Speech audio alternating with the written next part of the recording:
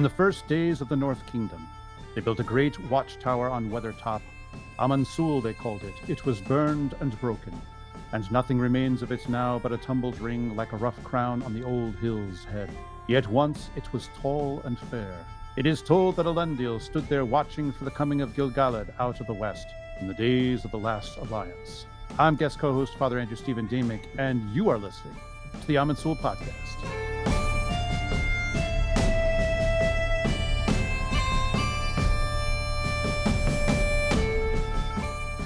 My Govanan, welcome to Amon Sûl, a podcast for tall hobbits with elvish aspirations and no provisos, since you wrote that and I'm not going to criticize it with you here. I am Father Anthony, an Orthodox Christian priest, and here we talk about the works of J.R.R. Tolkien because we love them and believe in their power to orient us toward what is highest and noblest. Today, my guest co-host is Father Andrew Stephen Damick, who is surely tremendously well known to all of you here at Amon Sûl, as it was he who founded this podcast back in 2019. If you somehow don't know him from here, you surely know him from elsewhere, because he is indeed a priest of many podcasts and books and speaking engagements and YouTube videos and so forth. Father Andrew, welcome back to your erstwhile home. How does it feel to hear all of your words spoken by somebody else? It's great to be back. Love what you've done with the place. You haven't rearranged too much of the furniture, so I'm very happy about that. Yeah, very good. So on our episode today, Father Andrew and I will leave behind the Shire and the Old Forest and Tom Bombadil and Goldberry and the Barrow Downs, and also Tolkien's original introduction to the story, and move forward out into the wide world and the rest of the story. But before we do all that, we need to spend some time getting to know our guest co-host by asking him some questions. Now, please do not worry. We're not going to ask any of the usual questions, since I think, Father Andrew, your answers to all of those are fairly well known. But I'd love to hear how this past year has been for you and what you've done with all the free time you've gained since you laid aside this particular burden. Have you managed to keep all of your digits intact in the course of this loss? Well, I mean, it's been a crazy year, and it looks like it's going to be another crazy year coming up here. But yeah, it's been just about a year since we handed this over to you. The biggest thing probably that has happened in terms of shifting from one set of activity to another is that another former host of this program, now Deacon Seraphim, Richard Rowland, he and I have another show that we're doing together, if people somehow aren't aware, called The Great Tales, where we talk about pre-modern literature, mythology, legends, fairy tales, all this kind of stuff. And it seems to be going roaringly well, actually. We're just about coming up on a year's worth of episodes for that show, and we've done classical literature. We just spent the whole summer doing Oedipus-related stuff, which I know sounds absolutely insane. I couldn't believe you managed to stretch that out to a full summer. Turns out, I think we did, 7 episodes related to Oedipus, because there's so many different versions of the story, and there's so many different parts of the story that make their way into various ancient Greek plays. We've done Germanic literature. We've done some Baltic fairy tales. We just did a couple of Grimm's fairy tales. We're eyeing the winter and thinking maybe it should be a cold Nordic winter. We might be doing Volsunga Saga sometime soon. So for Tolkien fans, of course, I'm sure they'll want to check that out. So yeah, it's just been a crazy, crazy time. My family and I are preparing to relocate back to North Carolina after Pascha of next year. So a lot of that is going on. And lots and lots of travel. In fact, in just a few days, the aforesaid Deacon Seraphim and I are going to be getting on planes in our respective cities, along with my co-host on the Areopagus podcast, Michael Landsman, and we will be going to Scotland and Northumbria. So particularly that Northumbrian leg, again, should be very, very interesting to Tolkien fans because of its Anglo-Saxon Christian history. And we're going to be making a pilgrimage documentary while we're there. We're going to be armed with, we have a fancy new camera that's actually like this big and is really amazing. Do you wear it on your head and it gives I know. It's almost too small. I'm like, this is a camera? Like, this is like it's like the size of a candy bar. Really, it's the size of a candy bar. That's incredible. It's crazy. And it follows you around the room, Yeah, it's going to be a good time. It's probably going to be cold. But, I think there's something about exploring some of those Celtic and northern Germanic places that lends itself to some cold weather. So It would we'll be feel all wrong bundled up. somehow to go and it were warm. Yeah.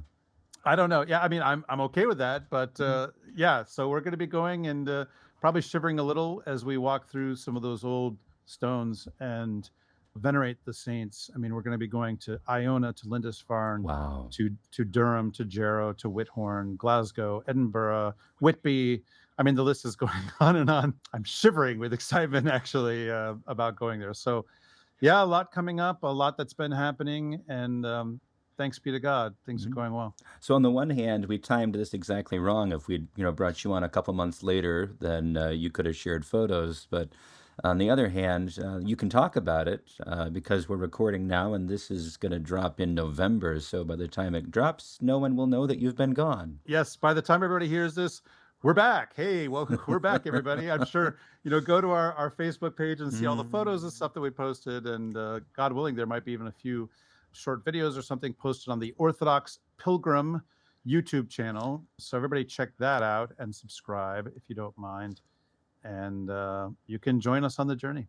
You're reminding me of the poem I wrote for you. I think the last time I was a guest co-host when you were running this. It's a short one, but I think you were talking about Bombadil's trochaic meter, and I was like, hey, I know how to do this. Father Andrew Stephen Damick made a podcast, maybe 20.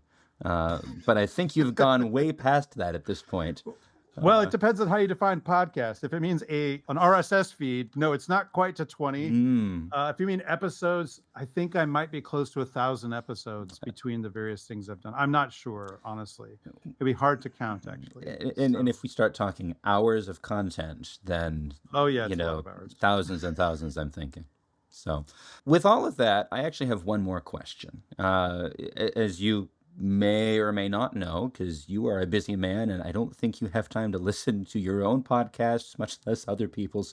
Least of all, well, my hope is that you don't listen to Amon Sûl because you figure, Father Anthony's got it. I don't have to check up on him. But we have True, all true. we've spent 4 episodes talking about the Tom Bombadil chapters, and I'd like to know your thoughts now, 5 years on since your first conversation with Michael Haldas about him, on whether Tom and Goldberry have any other identities besides those names, whether they happen to be associated with anyone that is named and known elsewhere in the legendarium and are showing up effectively incognito in The Lord of the Rings. Now, my own opinions I've given here, you haven't heard them.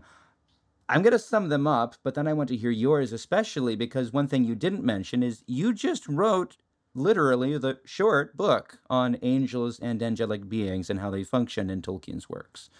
With your master's thesis.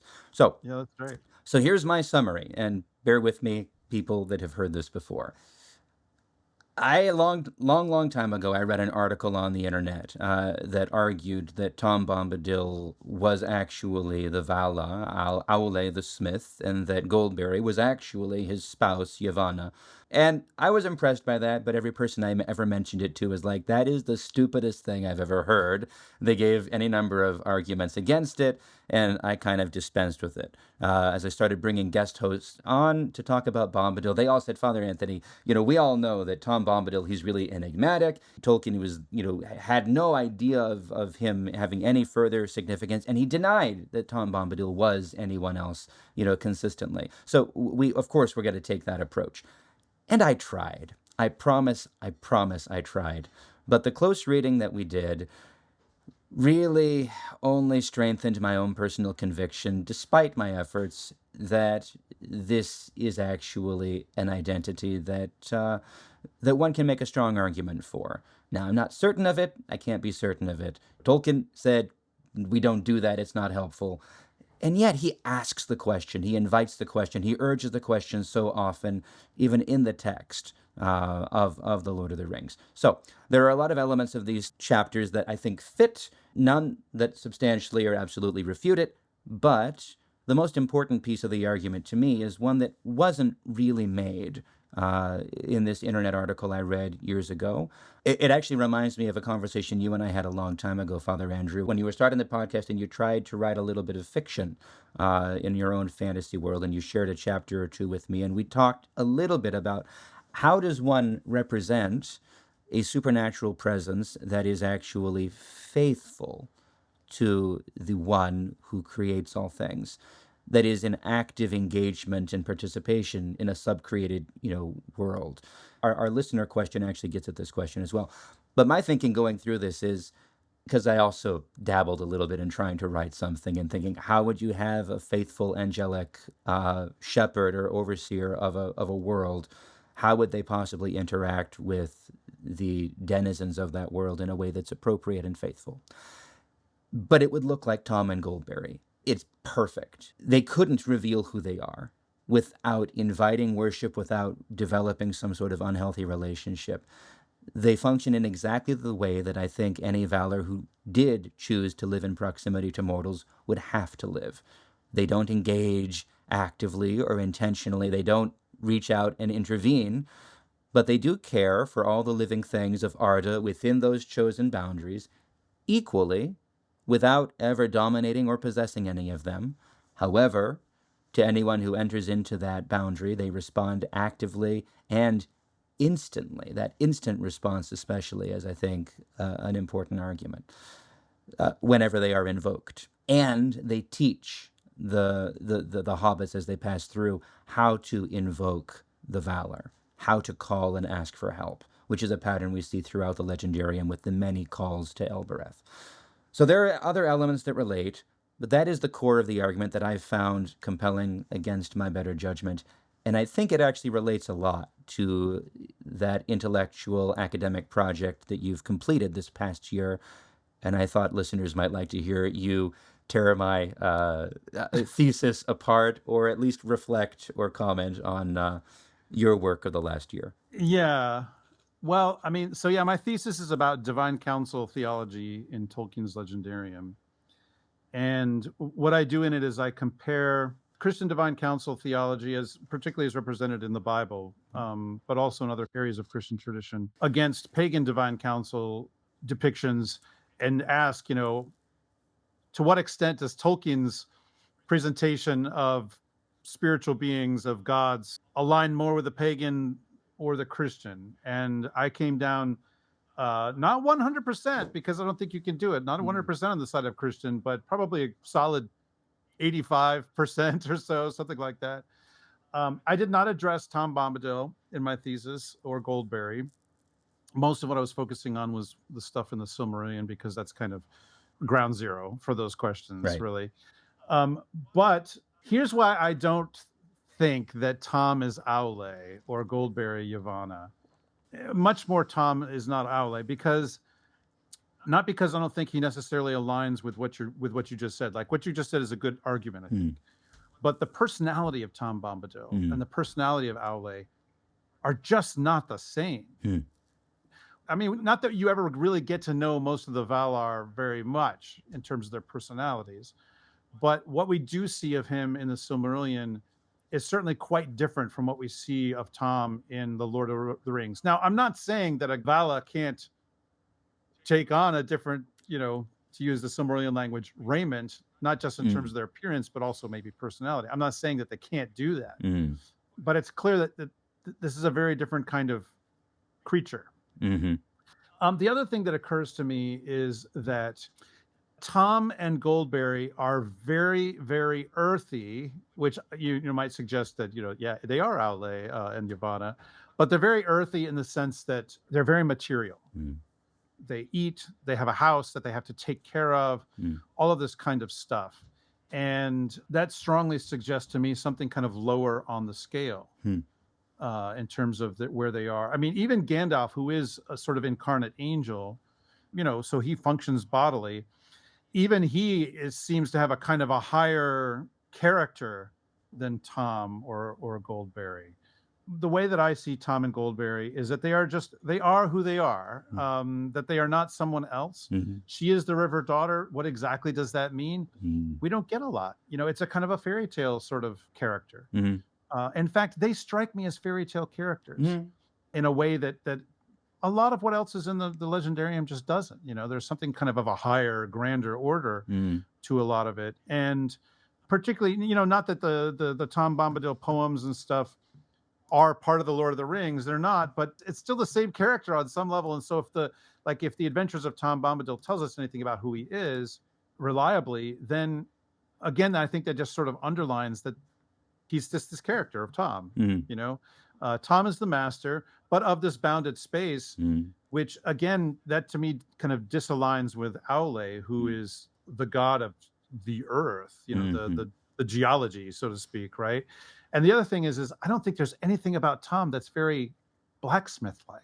You don't see him making things. You don't, but you hear him talking about making things. And it's a weird note that happens almost at the end. He says, Tom has his work to do, his making and his stuff. And you're like, we've not seen you make anything. What is this? Where is this come what from? Does he do? You know? Like, we don't know what it means, but it seems to be nature care would be what I would guess. Except we don't see him doing that either. Right, right. But he's the master of what? The forest, the old forest. And I think that boundedness doesn't really align with the sense of the Valar as sort of gods of, like, if he's the sort of the Hephaestus figure, the Vulcan figure on some level, not identical, but kind of functioning the same, or Waylon Smith, sure, maybe closer, then, you know, where's his smithy? Where's his stuff? Where's his, where's the neat things that he's making? Well, there's none of that would really be my argument, though, to be blunt, that the making of things is a fundamental problem throughout Tolkien's legendarium. Yeah. The making of things and the possession of things. And Aule, as effectively the original master of, well, Feanor and of Sauron, at a certain point, there's an appropriate level for, dare I say, repentance and change. So, sure. So, go ahead. I was just to say though, like you mentioned Fëanor and Sauron, right? So, I mean, he comes face to face and literally holds the Ring of Power. Nothing, no comment, no look, no. Oh man, I remember when all this happened. Nothing. Well, Tom with the ring. Yeah, no indication that he feels anything with regards to this massive story that he's actually kind of implicated in. Well, I would disagree. I think he makes a point. He wants to see it. He makes a mockery of it. He plays with it. And he shows you don't have to be mastered by this. But the only way he can show it is by, like, not engaging with it as a serious thing. Yeah. Again, we could go back and forth for hours, which we can't do today. Here's my challenge to anyone that questions this, because this is the other thing that is just striking to me, but it is a theological problem. If I read the Silmarillion chapters, Ainulindale, and then about the Valar, and especially of Aule and Yavanna, which is its own chapter, it's unique. There's something about this couple that is really important to Tolkien, because we get more about them together than anyone else, and it's a really sad story. It's not a healthy, a happy, a cooperative, a peaceful, a harmonious marriage.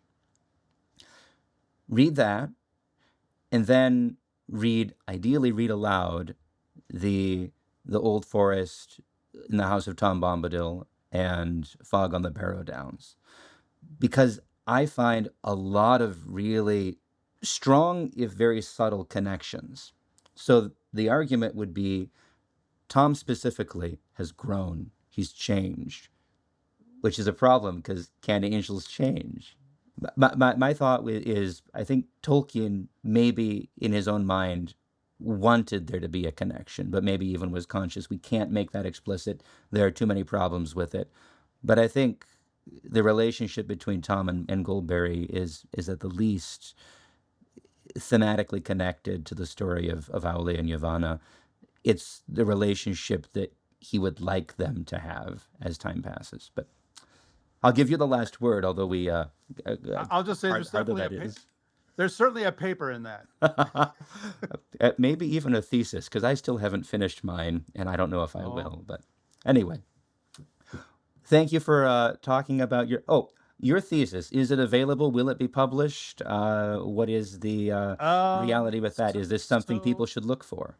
At some point, I know the thesis will be made available by Signum University. Right now, though, you can go on YouTube and see what's called the Thesis Theater. So if you just search for my name and then Thesis Theater, it should come up. And you can see me present essentially the content of the thesis, a summary of it. I have in mind to maybe at some point expand it, add some other stuff, and possibly publish. But I just don't know at this point. I Yeah. just don't know. Yeah, you've got enough projects on deck.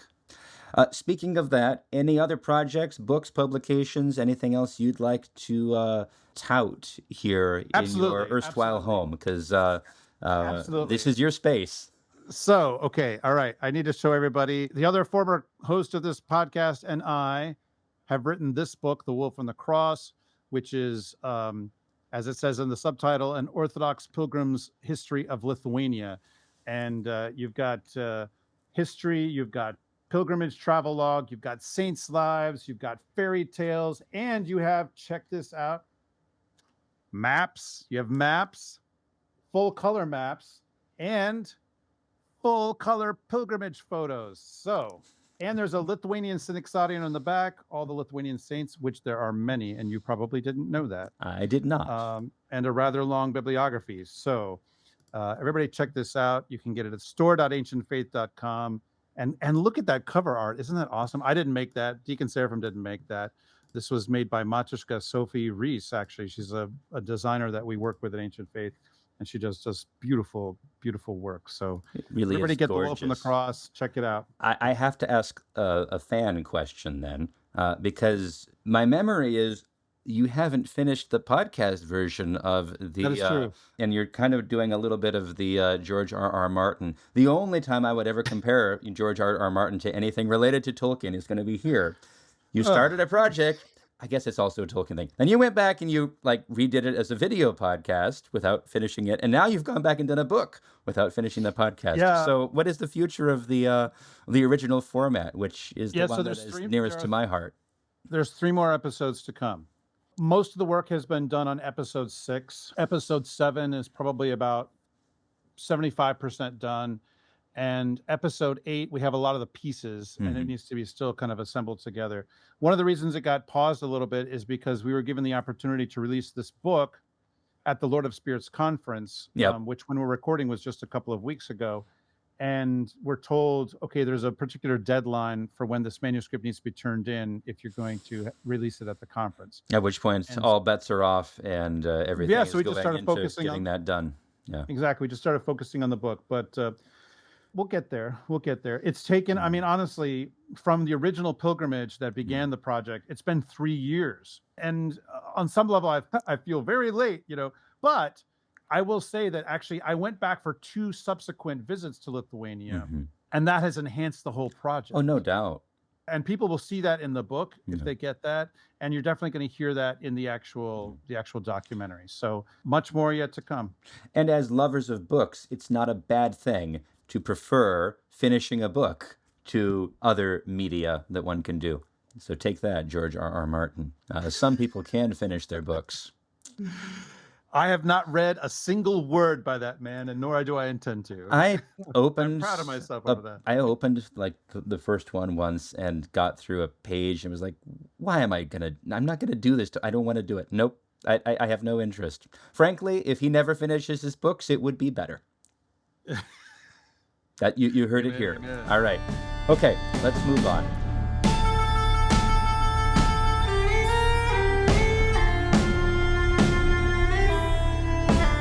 So, now let's get to some of the listener questions and comments.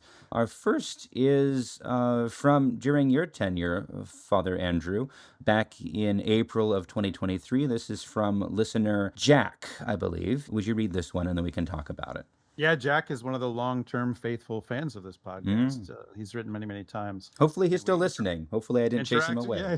Jack, hope you're still there. So this email is from 2.5 years ago. Okay, so he says, Dear Father Andrew and Richard, see, that lets you know how long ago it was. I wanted to ask your thoughts on the topic of world building. I am currently building a world for a D&D game that I DM for, but I'm running into trouble as I begin to think about religion and the role of the gods in my world. Probably ran this game and it's over 2 years ago. It seems to me like there are 3 options for how gods can be understood in a fantasy setting. There are good gods that are not worshipped, as in Tolkien. There are good gods that are worshipped, as in the Forgotten Realms, for example. There are no good gods, real life paganism. In Tolkien's approach, you get the advantage of a philosophically sound system where the Valar are not worshipped but venerated. However, there is minimal exposure to the explicit religious practice of the elves. The approach of the Forgotten Realms is interesting because you get the interesting aspect of a direct portrayal of sacrificial worship. However, there is a major problem. Good gods, angels or saints, do not accept worship. If they do receive worship, then they are by definition not good. Nevertheless, Lathander, Helm, and Torm are all understood as good deities. So my first question is, what are your thoughts on this type of system? Is it simply bad world building? Finally, we have the possibility of portraying a realistic paganism in which none of the gods are truly good. However, I find it hard to imagine this without it being a dark, dank, depressing Game of Thronesy world. I'm sure it could be interesting, but I'm attracted to option 2 in part because of the combination of sacrificial worship and the possibility of goodness, truth, and beauty being present in the religious life of the people, even if it is limited. This is in contrast to a religious life, which is necessarily void of goodness, truth, and beauty. Am I missing something? Could there be some fourth option I'm not thinking of? Further, is option 3 necessarily irredeemable? I would love to hear your thoughts on this. Blessed Holy Week to you both. In Christ, Jack Keosian. Yeah, so it's an interesting question. I mean, I think, Jack, I think your summary of the 3 options in terms of, a fictional world that has gods are probably true. The one thing you don't mention, though, is that part of what makes these options what they are is whether there is a one true creator God, the Most High above all. And this is one of the difficulties, I think, with writing fantasy literature is if you want to maybe not necessarily bring Christian theology into your world, but at least have it as somewhere in the background, how do you portray that while it's still a good story and it's not, frankly, preachy? Because I think once you make this stuff preachy, you kill it. Mm-hmm. There is a way to do explicitly Christian legends, fantasy, I don't know, whatever. And that's basically saints' lives, usually. Mm-hmm. There are other kinds of Christian legends and this sort of stuff. Like I would, for example, include the Gospel of Nicodemus with the Herring of Hades, which is a sort of dramatization of all these different traditions about the Herring of Hades, where you have to make saints and angels and maybe even Christ himself a character in your story. Tolkien obviously doesn't want to do that. And so he's got this complicated, never really quite fully resolved question, right, of exactly how you make this work. In my thesis, I talked about his divine counsel theology. The truth is he makes it align perfectly with Christian theology, with the Christian tradition. You don't have Middle Earth anymore. It's fundamentally fiction. And I don't think that if you're writing fiction that it must perfectly align with Christian theology. I don't think you need to do that. I think it's okay to have fiction where the rules are different because it's fiction. It's not intended to be a lesson or a sermon or anything like that, or a theological treatise. And the more you lean in that direction, the kind of the worse that the story is, I think, because people kind of smell the agenda. Oh, they're trying to teach me a lesson. Okay, well, why don't you just go full fable if that's what you're going to do, which is fine. I mean, fable is a genre. Yeah. It's a good genre. So I don't know. To me, it just kind of depends on what it is you're trying to do. Are you trying to do something like what Tolkien did? If so, then, Tolkien's model where the Most High God is there and mostly moves into the background pretty quickly, then that is something you could do. But then the question is, do you want religious practice as such in your world? Tolkien has it, although there's not a lot, and you have to kind of dig for it. Sometimes it's hidden in plain sight too. Yes, right. The most explicit descriptions of ritual worship in Tolkien's Legendarium are not in the main books. They're in the History of Middle-earth stuff, the stuff that didn't make the cut, so to speak, when the Silmarillion was being assembled after Tolkien's death. So yeah, it's an interesting quandary. To me, it's really just the kind of story you want to tell. What is the story that you want to tell? And make the rules fit that story. What I would say, if I can add into that, the idea of good gods that are not worshipped does not rule out worship or ritual or festival. Because at least in Valinor, there's a whole cycle of festivals. in which the Valar preside over festivals of worship of Ilúvatar. And those Yeah. happen frequently. Earendil arrives during a time of festival when the entire elven city of Tirion is completely empty because everybody is gone and participating in the festival. And just because we don't have rubrical texts describing what is happening doesn't mean that, I don't know if we should assume that there is no sacrifice, no ritual at the very least, but I'm sure that there is communal eating and Yeah. stories and songs and all of the things that we associate with actual worship being done in a right, ordered way. But in order to not create a new religion, Tolkien alludes to it without describing it. And I think that's appropriate and prudent. The other thing that crossed my mind as you were speaking, Father Andrew, is there is kind of a little bit of wiggle room. There are no good gods is the third option, which is the reality. If they accept worship at all, they are not good gods. But there are bad gods that masquerade to some extent as good gods. And there's a lot of room for playing with that reality. I would suggest I've done very, very little role-playing, very little storytelling, but I think that kind of thing, it's very much connected to our experience in reality. It's easy to find someone that accepts worship, urges worship, even a human being that urges people to follow them, to invest their entire life and being in identifying with them, and claims to be helpful, claims to be, beneficial, claims to be a guru, but ends up, over time, you recognize all I'm doing is being enslaved by this person who is claiming to be helping me. And oftentimes, right next to that person, you have a reality of interaction with someone that is perhaps silly, is perhaps weird, perhaps speaks all the time in poetry, jumps around, has a big beard, yellow boots, blue hat. I'm going to stop beating this dead horse sometime. But who is genuinely, deeply helpful without ever drawing attention to themselves in that sort of way. I think there's a lot of room to play with the interplay between those two sorts of things, because that's exciting, that's interesting, that then you have the opportunity to actually play out the betrayal and the consolation without, I think, being preachy. I would like to play that role-playing game because I have so much free time. As most parish priests do. Yeah. Well, you were just talking about that yesterday, which I guess times this, and I guess it's going to get worse. It's getting worse. I am thinking I'm going to read this again next episode, which will be with Deacon Seraphim, because if I don't give him the chance to read and talk about role-playing, he might just come and hurt me. He is the master. So let's go ahead and read the second listener letter as well. This is from a frequent writer, Sophia Starnes, who's, hopefully I'm saying her name right. And she writes this just a couple weeks ago. She says, just a brief message to thank you and your excellent co-host, Michael Haldas, for the most recent episode on the Barrow Downs, with more on Tom Bombadil and his beloved Goldberry. I had not realized until your excellent conversation how central Goldberry is to the tale. It is she who is at the center of the story because she is at the center of Tom's life, his focus, the ideal, and the woman to whom he surrenders.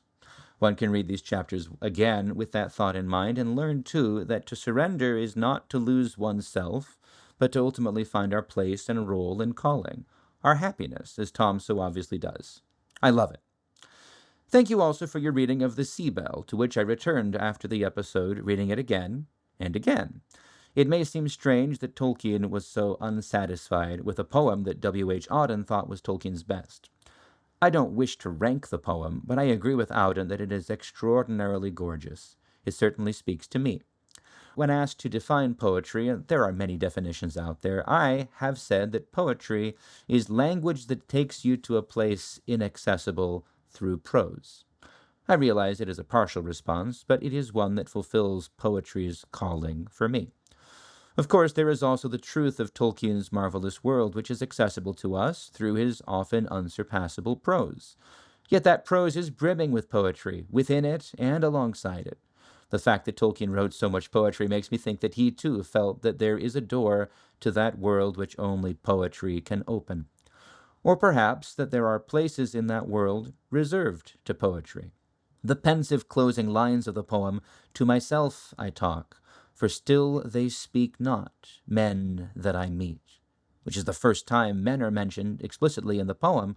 These closing lines make me wonder painfully about our heart's lack of access to those places if we are not careful. An invitation to read more of Tolkien's poetry, particularly the poetry embedded in The Lord of the Rings. I look forward to future episodes. Thank you again. All good things, Sophia. So, Father Andrew, what do you think of this? Poetry and everything that Sophie says. Yeah, I mean, it's a lovely letter for one thing. She writes very well herself. I think it's true that poetry does indeed take us to places that prose can't quite go. And it's hard to define exactly why that's true or how it works, but it certainly does. And I was actually just this last weekend, I was having dinner on Sunday night with the people who were hosting me at the parish that I was visiting. And the priest of the parish was commenting, that it was autumn there in Nevada. And we were sitting on the back porch and apples were falling from a tree out back. And he was just, saying how marvelous it was. And I immediately thought of John Keats's poem, To Autumn, which is one of my very favorite poems. And I said, "Oh, this reminds me of this." And he said, "Well, read it."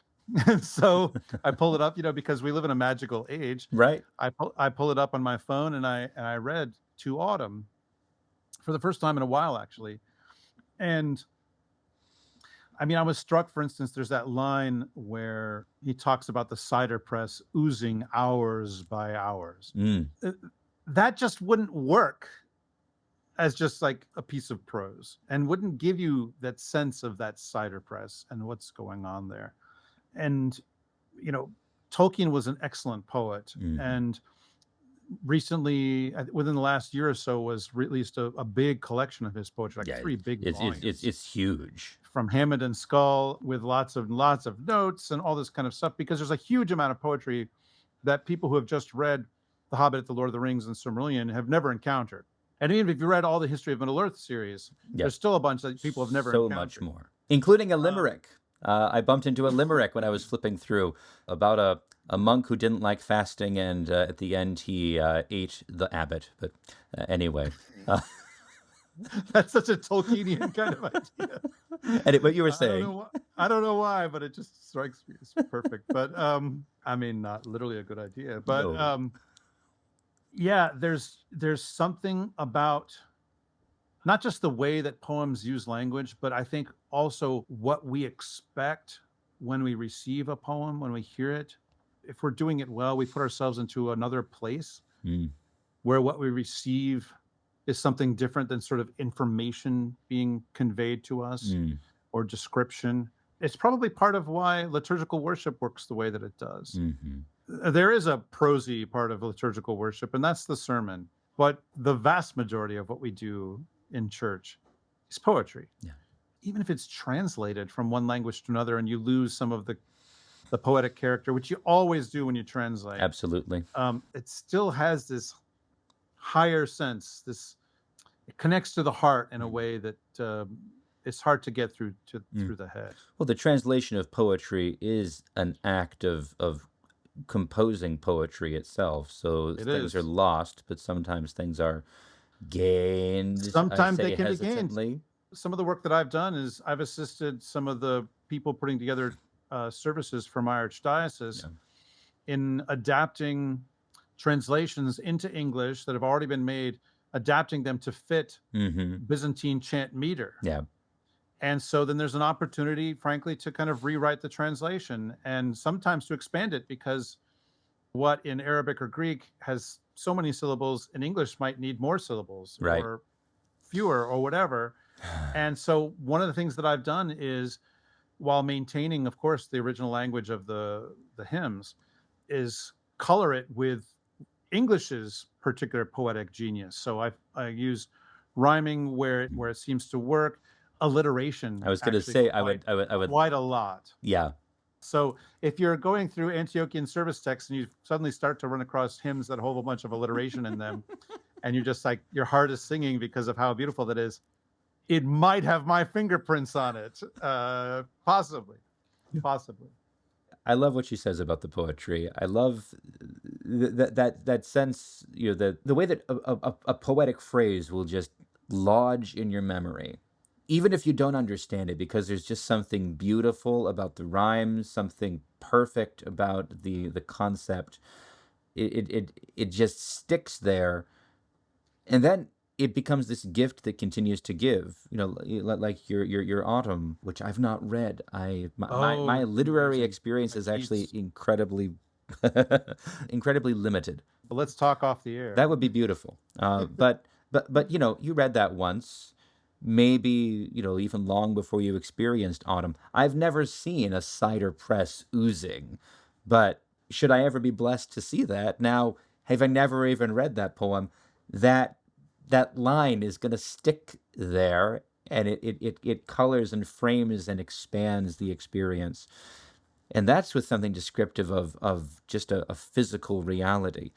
When it becomes then something that speaks of the experience of the heart, whether grief or joy, it does so much more to humanize us, to bring us into conversation and communion with other human beings, which is the same thing that written prayers do.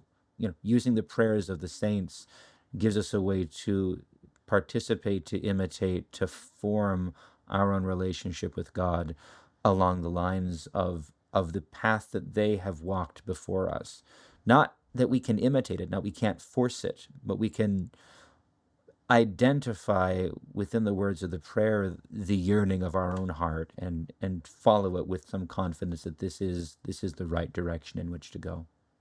At any rate, Sophie, thank you again for writing. I would love to find a way to bring Sophia onto the podcast to talk about poetry, perhaps with some others, but that's for another time. At any rate, that's all we've got for questions and comments today. Please do feel free to send more to us at amonsul@ancientfaith.com, or you can message us via the Facebook page, or you could even comment on YouTube. Sometimes people leave lengthy comments on YouTube that we have read and will again read here on the podcast.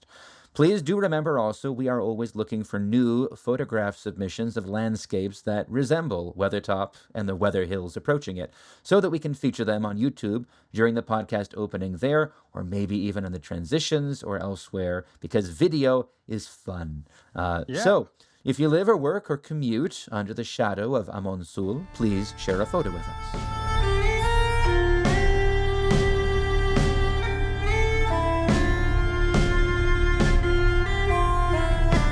So, this brings us to the main portion of our episode today. We've brought Father Andrew back to the podcast to discuss what is really one of the pivotal chapters of The Lord of the Rings, At the Sign of the Prancing Pony. As always, we'll begin by providing an outline of the chapter, but we urge you all to pause, go back, and read the chapter yourselves before we proceed. Are you back? Excellent. Now here's the outline, and you can check us on it. So, again, I see 5 basic points. The first is a description of the Bree land, the Bree country. He describes this inhabited island in the empty lands, which is a vivid image. He describes the people, they're brown-haired, rather short, and by their own account, they are the original inhabitants, which means they are descendants of the Edain, or relatives of the men who didn't cross over into Beleriand. We get a little bit about the Rangers, from the Bree folks' perspective. We are told that there are many hobbits in Breeland, and that they claim to be the oldest settlement of hobbits in the world. We're told Seems likely. At least the oldest surviving one. Right. We're told about the relations between the Shire and Bree, that they are less than they have been, but that the Bucklanders at least have Bree blood. And then we get a description of the village of Bree itself, that it's built on the west side of Bree Hill with a wall and gates. And actually for that, I am going to try to share This one. And, oh my goodness, this is terrible. But bear with us for the quality. This is actually from a book I only found out about very recently, Journeys of Frodo by the author is Barbara Strachey. This is a scan that I got off of archive.com, so if there's a copyright violation, it's not me. I just found it on the internet. I mean, it's fair use if we're presenting it for the purposes of comments. So there you go. Which we are doing. So Yep. at any rate, so this is a map of the village of Bree. You can see it's built up against a hill. So it's not a circle, Bree. It's kind of this half circle with the prancing pony built up against the hill. And that's the description. There's one gate coming in from the west and another gate going out to the south. The fun thing about this, incidentally, is that if you play The Lord of the Rings online, it's actually laid out correctly like this. But Yeah. anyway, Well, and I think it's also notable that it's a hedge, right. which is the wall, so to speak, Mhm. around Bree. It's a hedge. Yeah. One fun thing I saw reading through the original drafts is Tolkien went back and forth. First he wrote, Bree had no wall, and then he writes a note, no, that wouldn't make sense. It would have to have a wall. There's nowhere else around. So he goes back. Bree, of course, had a wall that was it's fun to see the composition at any rate. So that's the first part. The second part, their arrival at Bree. They encounter Grumpy Harry at the gate. He notes 4 hobbits out of the Shire. Significant. Harry Goatleaf, by the way. What a It's not name. mentioned right there, but that is his surname is Goatleaf, which is one of the surnames that gets mentioned later when they're in the Prancing Pony. Right. After they go through the gate, a dark figure climbs over the gate. We find out who that is later. They arrive at the inn. Sam doesn't like it. He's suspicious. It's too tall, but Frodo reminds him that Tom Bombadil recommended it. It must be okay. Barliman Butterbur is the innkeeper. He's busy, and also he doesn't stop talking or moving. Frodo introduces himself as Mr. Underhill, but he gives everyone else's right names, which is interesting. Butterbur is reminded of something that he can't remember and rushes off to do something else. Nob takes their ponies, and Butterbur takes them to the parlor where they eat a hearty meal. Butterbur invites them to join the company after they've eaten in the common room. So the third section, in the common room. Merry stays in the parlor, plans to go on a walk later. That's significant, as it turns out. But we don't find out about that till the next chapter. Frodo, Pippin, and Sam go to the common room. They see men of Bree and local hobbits, some dwarves, and some strange-looking men with others in the shadows. Frodo, to give an explanation of why they're there, claims to be writing a book and is welcomed warmly with tons of info. Much other news is shared about trouble in the south, which of course means Rohan and Gondor, but we don't know that yet.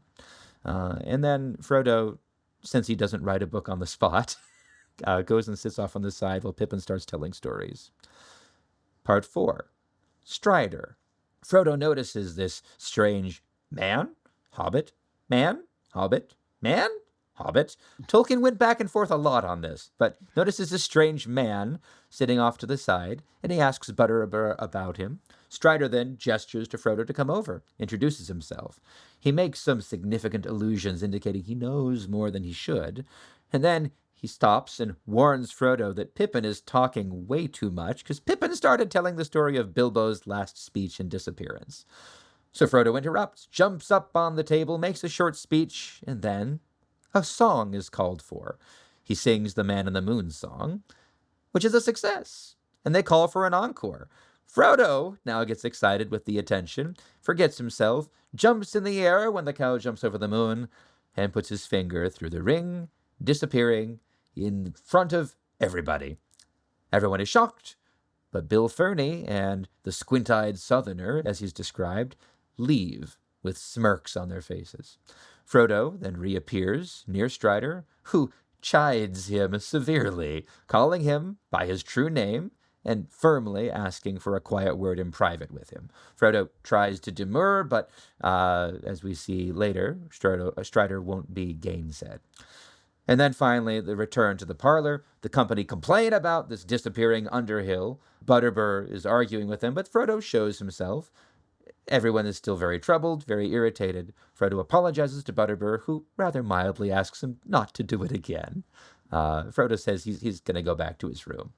Butterbur then says he needs to speak to him because he's remembered what he was trying to recall before. Frodo troubled and nervous, heads for the parlor with Pippin and Sam. Although he doesn't know it, Strider actually doesn't follow them. Strider has gone ahead and is in their rooms. So, Yeah.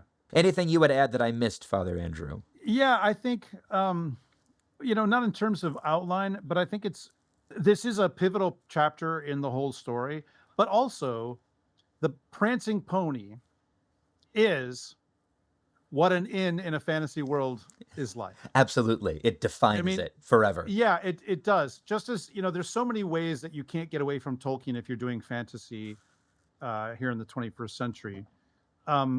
This is probably one of the lesser, noticed. Like everyone's like, okay, elves and dwarves and halflings, because you can't say hobbit. And orcs. And orcs. All this stuff is that's the stuff that usually people point to and say, well, Tolkien just shaped all this. We can't get away from it now, which is fine. But also the fact that every D&D player bumps into an inn at some point, and Frequently. It's this inn Every basically. single time. This is what an inn is in fantasy worlds.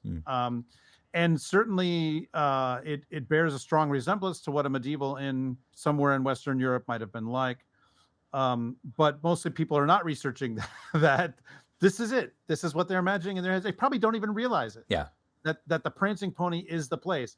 One of the things, of course, here is there's a sign that hangs out in the front, and it's got this white pony on it. And Barlaam Butterbur's name is there. It says the prancing pony, and that has his name. By Barlaam Butterber, yeah. Yeah, exactly. This definitely participates in British inn/pub culture, where if you've ever been in the UK, you know that almost every single pub, which in many cases are inns. Like I've stayed in a couple of pubs because they have basically hotel rooms in many cases. Like you literally go down to the bar to pay your bill, at this inn. Yeah. That they all have these signs hanging out in front of them, and they all have various kinds of names like this. And typically whatever the name is what's on the sign. Yeah. In terms of a picture. So I just wanted to point that out because and I hesitate to use this word because it's used so much now, especially like in Facebook Reels and TikTok videos, but it is iconic. Yes. It has become iconic in terms of the way that we think about, like there's always some stop at an inn in all these stories, and it's always the prancing pony. Every single time. Yeah, I'm glad you point that out. Because there's not a lot of change that happens to the prancing pony either. I mean, the structure changes. There is a phase of the composition where Bree is actually inhabited entirely by hobbits. And in that framing, I think that's part of why we get, again, the this design of the village of Bree with, the village built up, where the village is this half circle built up against the hill. But in that composition, the inn is of course a burrow. It's a hobbit hole. It's built, it's dug into the hill, which, okay. But the way it's described otherwise is still exactly the same. Internally, there's the common room, the rooms, all of these same things, the same characters, the same features, the same reality. It's the center of the village life, and it's the place that visitors come, and it's doing both at the same time, and that's, yeah. So, besides the outline, we do need to talk about the history of Middle-earth, the process of composition. And it's actually really difficult to figure out where to even begin talking about this. That's different. The other chapters, they have a pretty clear thread of composition, and especially the Bombadil episodes. The Bombadil chapters really, they spring from Tolkien's pen in 1937, maybe 1938, and they don't change.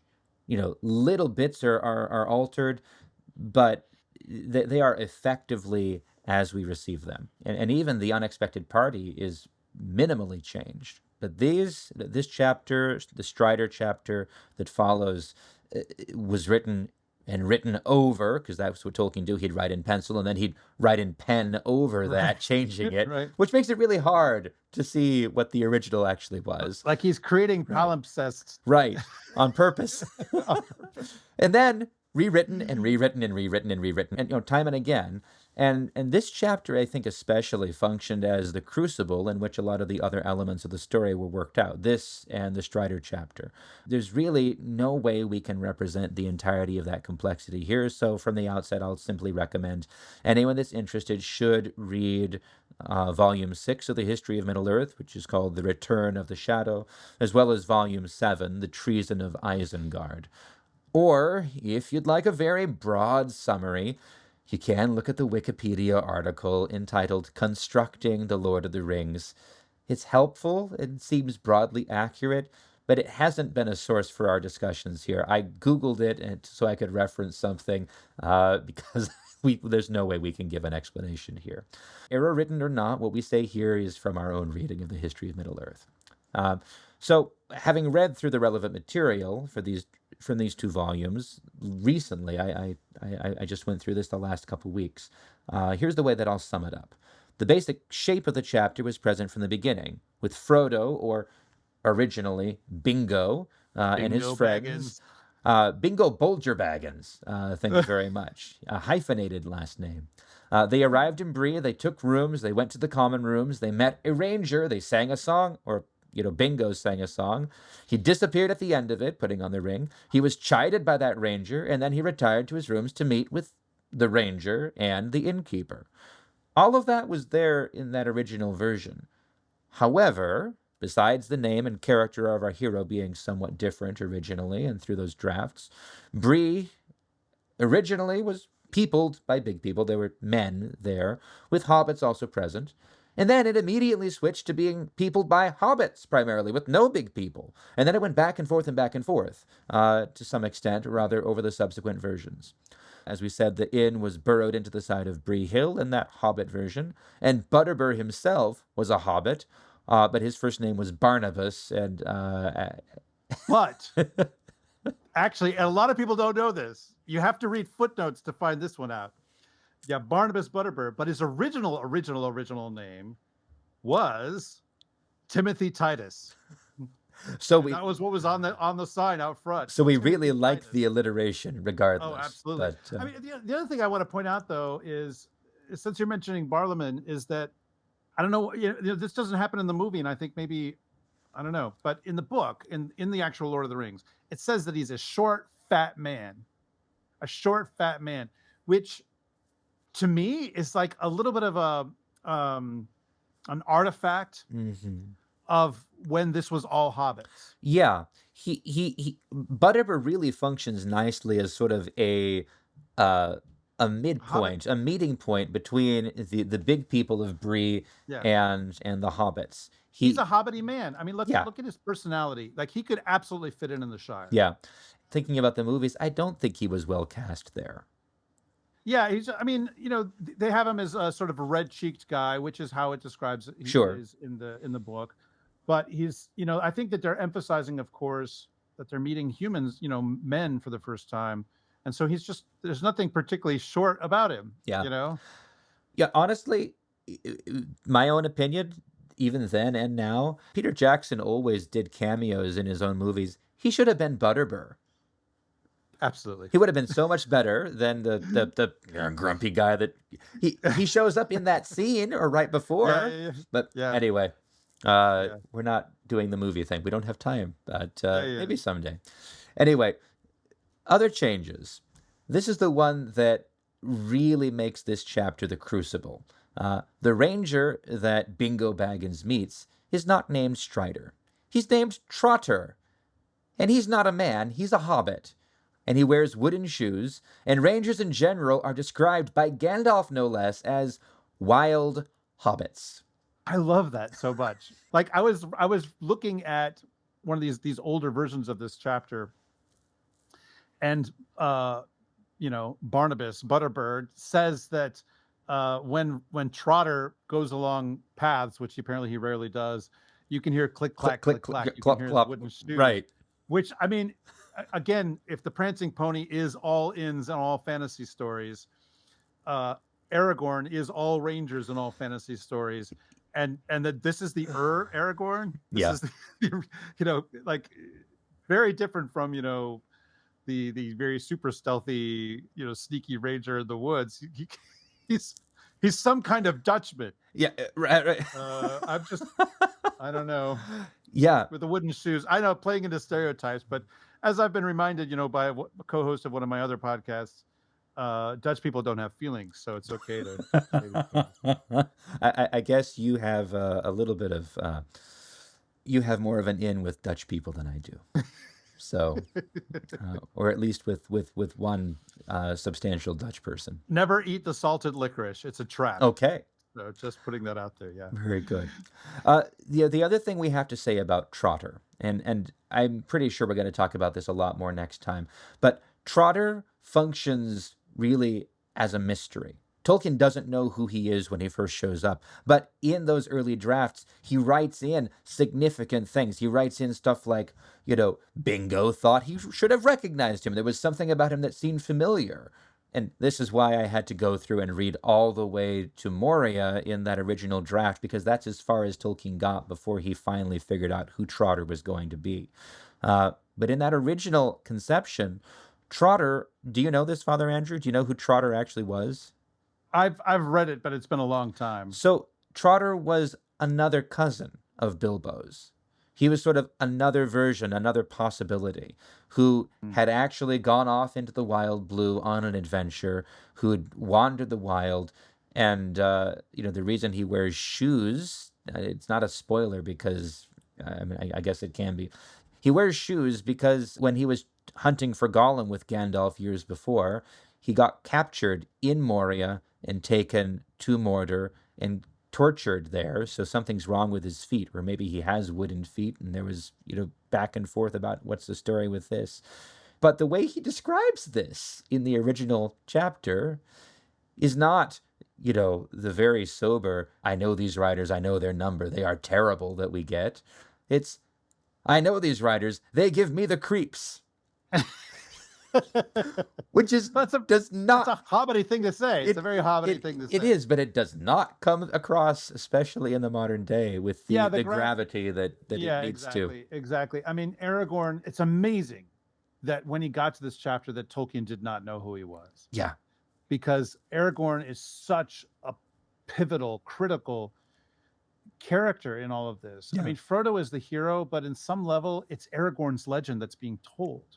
Yeah. And he doesn't even know that yet, which, yeah, it's just, well, the level of genius of this man is I had to go back because, we'll read this a little bit later, but to prepare for it, because I didn't expect to do this, but I had thought somehow in my mind that even the very idea of Numenor and its fall and the Númenóreans as the continuation of the three houses of men from the Silmarillion, I had thought until last week, really, that post-dated the beginning of Lord of the Rings, and that it basically developed concurrently with Aragorn's character. And I think there's some truth in that, but some of it's unclear. Certainly Volume 5, though, of the History of Middle-earth is The Lost Road, which contains that original version of the fall of Númenor, which Christopher Tolkien dates tentatively to 1936 because Out of the Silent Planet was published by Lewis in 1937 or shortly after. And theoretically, his father's memory was that Out of the Silent Planet was written because of that coin toss. One of them would write a space travel story and the other would write a time travel story. And that was the origin of the fall of Númenor and the Lost Road and all of these things. Regardless, this idea of the Númenóreans is a fairly recent idea. It's fresh in Tolkien's mind, and yet it takes him a lot of time to decide to make Aragorn that. There's a lot of question marks and why and how and what's, I think over time we can kind of see him just bringing in more and more of the Silmarillion material to the story, where originally it was supposed to be something. Anyway, we'll get to that a little bit later. The moving forward through that outline, the song Bingo sings originally is not the Cat and the Fiddle, but it's the Troll song. And it's only or an earlier version of it, the version that he composed and had published in the Songs of the Philologists when he was still at Leeds. And it's only somewhat later that the Cat and the Fiddle song is subbed in.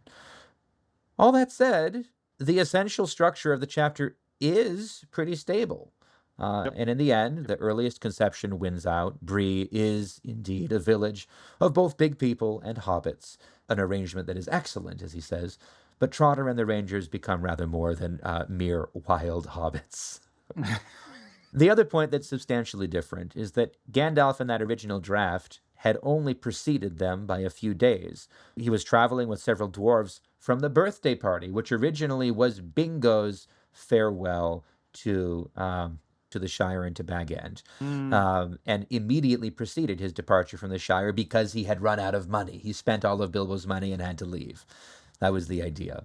A lot of the changes, a lot of the different versions that follow have to do with Tolkien's struggle with the chronology, especially with Gandalf and the Black Riders. What does it make sense? Is he ahead from the beginning? Is he behind and catches up? What all is going on with him? His delay, the encounters with the Black Riders, especially the sending of letters via Butterbur and Trotter and Strider. How many letters? Who has them? When do they come out? All of that factors a lot into the composition of these chapters, that back and forth. I think we'll go into that more next time, but the point is the arrival at Bree brought a lot of the various threads of the story together into collision, into conflict perhaps, and all that forced Tolkien to think very carefully about the chronology up to that point and where the story was going to go after that point, which is why I think it's right to view this chapter as the crucible in which a lot of the fundamental elements of the final narrative was forged. There's one funny point I bumped into while prepping this that needs to be included.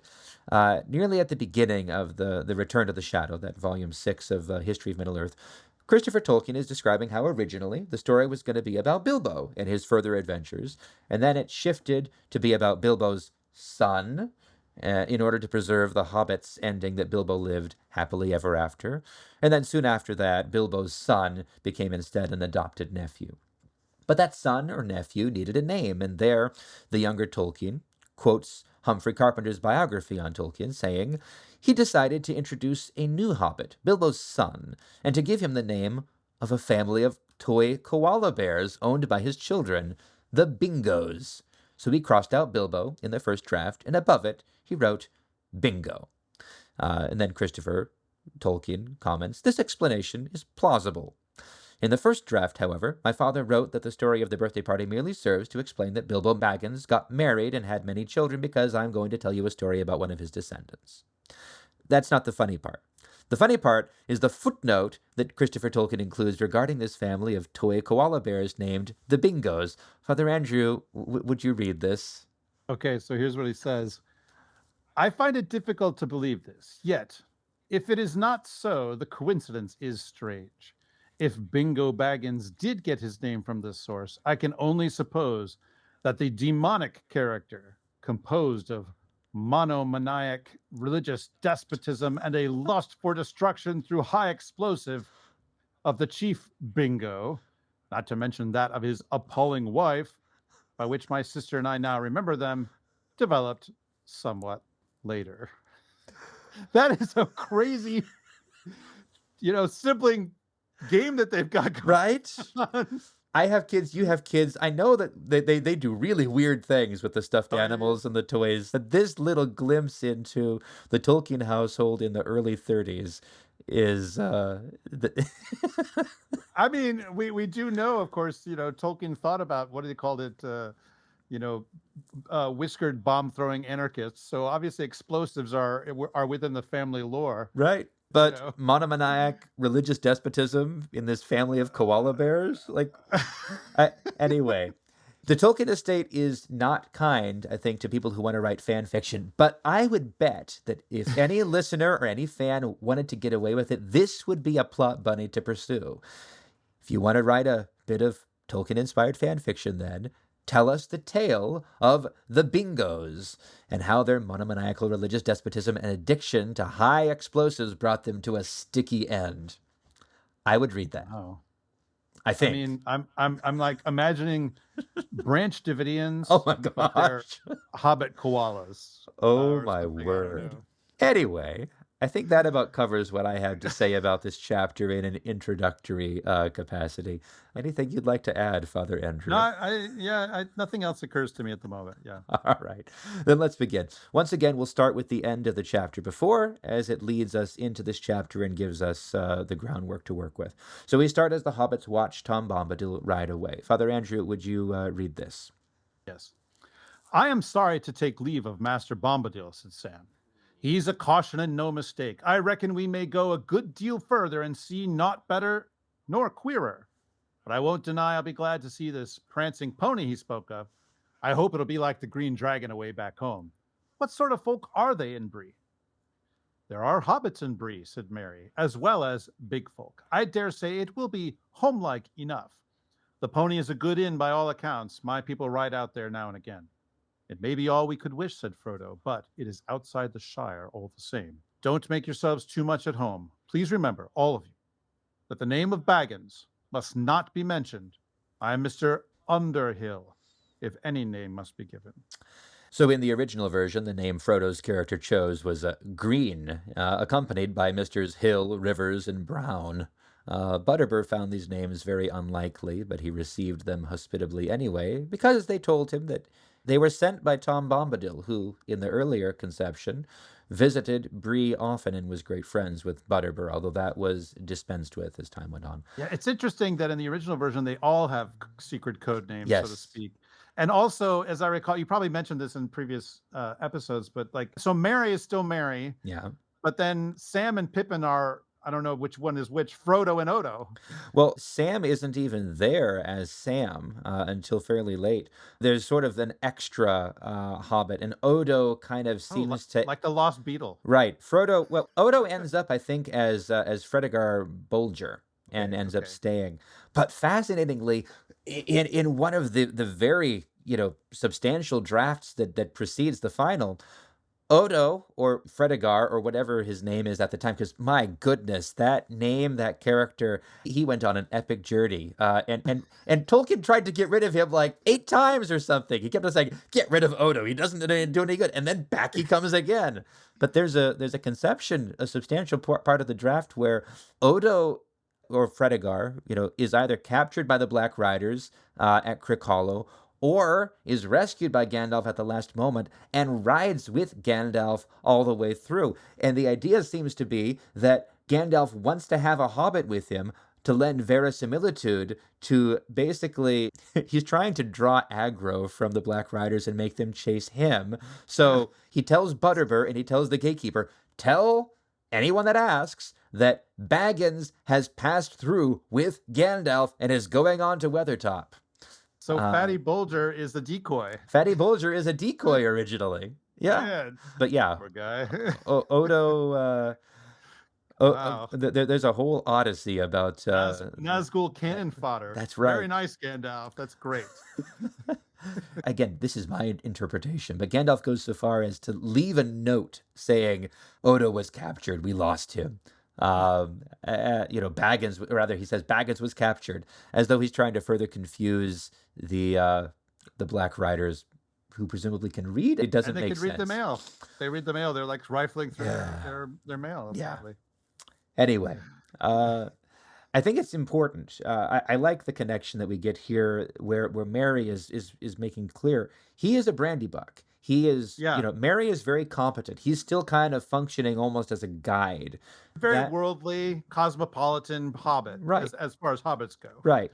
That recedes, but Mary is older than Pippin. He's kind of coming into his adulthood. He's not as old as Frodo, but he's very confident in his own space. We shouldn't just lump Mary and Pippin in together. They are distinct characters, even if only because Mary was there pretty much from the beginning as his own self, and Pippin went through that whole odyssey with Odo and Frodo before he finally became Pippin. Incidentally, Peregrine was the actual name of Trotter. And Peregrine, which works because it means peregrinos, it means pilgrim. Peregrine Boffin. Once we decide that Trotter is a man and must be named something else, Peregrine Boffin becomes another friend and eventually becomes Peregrine Took, because Tolkien managed to write new enough names for all of his friends that there was no Took. And that's how Peregrine Took actually comes to be. Anyway, I've had fun reading all of this. We should move on. Uh, the next chapter, after that, the final words of the last chapter, it begins with a description of the Bree country. We can't read all of it. It's actually substantial. But would you begin reading this, Father Andrew, and I'll continue so you can comment on it immediately. Sure. If you do the first paragraph, I'll do the second. Yep. Okay. Bree was the chief village of the Bree land, a small inhabited region, like an island in the empty lands round about. Besides Bree itself, there was Staddle on the other side of the hill, Combe in a deep valley a little further eastward, and Archet on the edge of the Chetwood. Lying round Bree Hill and the villages was a small country of fields and tamed woodland, only a few miles broad.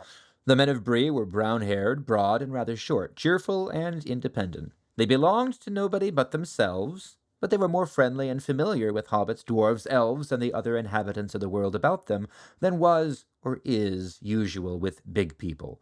According to their own tales, they were the original inhabitants and were the descendants of the first men that ever wandered into the west of the middle world. Few had survived the turmoils of the Eldar days, but when the kings returned again over the great sea, they had found the Bree men still there, and they were still there now when the memory of the old kings had faded into the grass. One of the things that strikes me immediately is the names of these places Yeah. are like they're wonderfully embedded, right? Yeah. Obviously the region is called Breeland. That makes sense. But then you've got Combe, Combe, which actually is clearly related to the English word coombe, which is like an old word referring to For a valleys. valley. It says it's in a deep valley. Yeah. And then you've got Archet and the Chet Wood, so participating in the names of each other. Yeah. I mean, I love how sort of philological just his choice in names are. They're not just a bunch of random names. Right.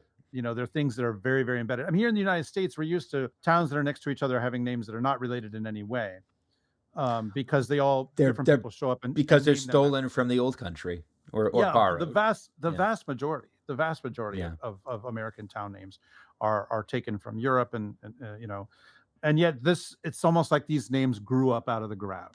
Well, if I'm not mistaken, and I'd have to go back and check, but I believe there is actually a cluster of villages somewhat close to Oxford that are recognizably these places.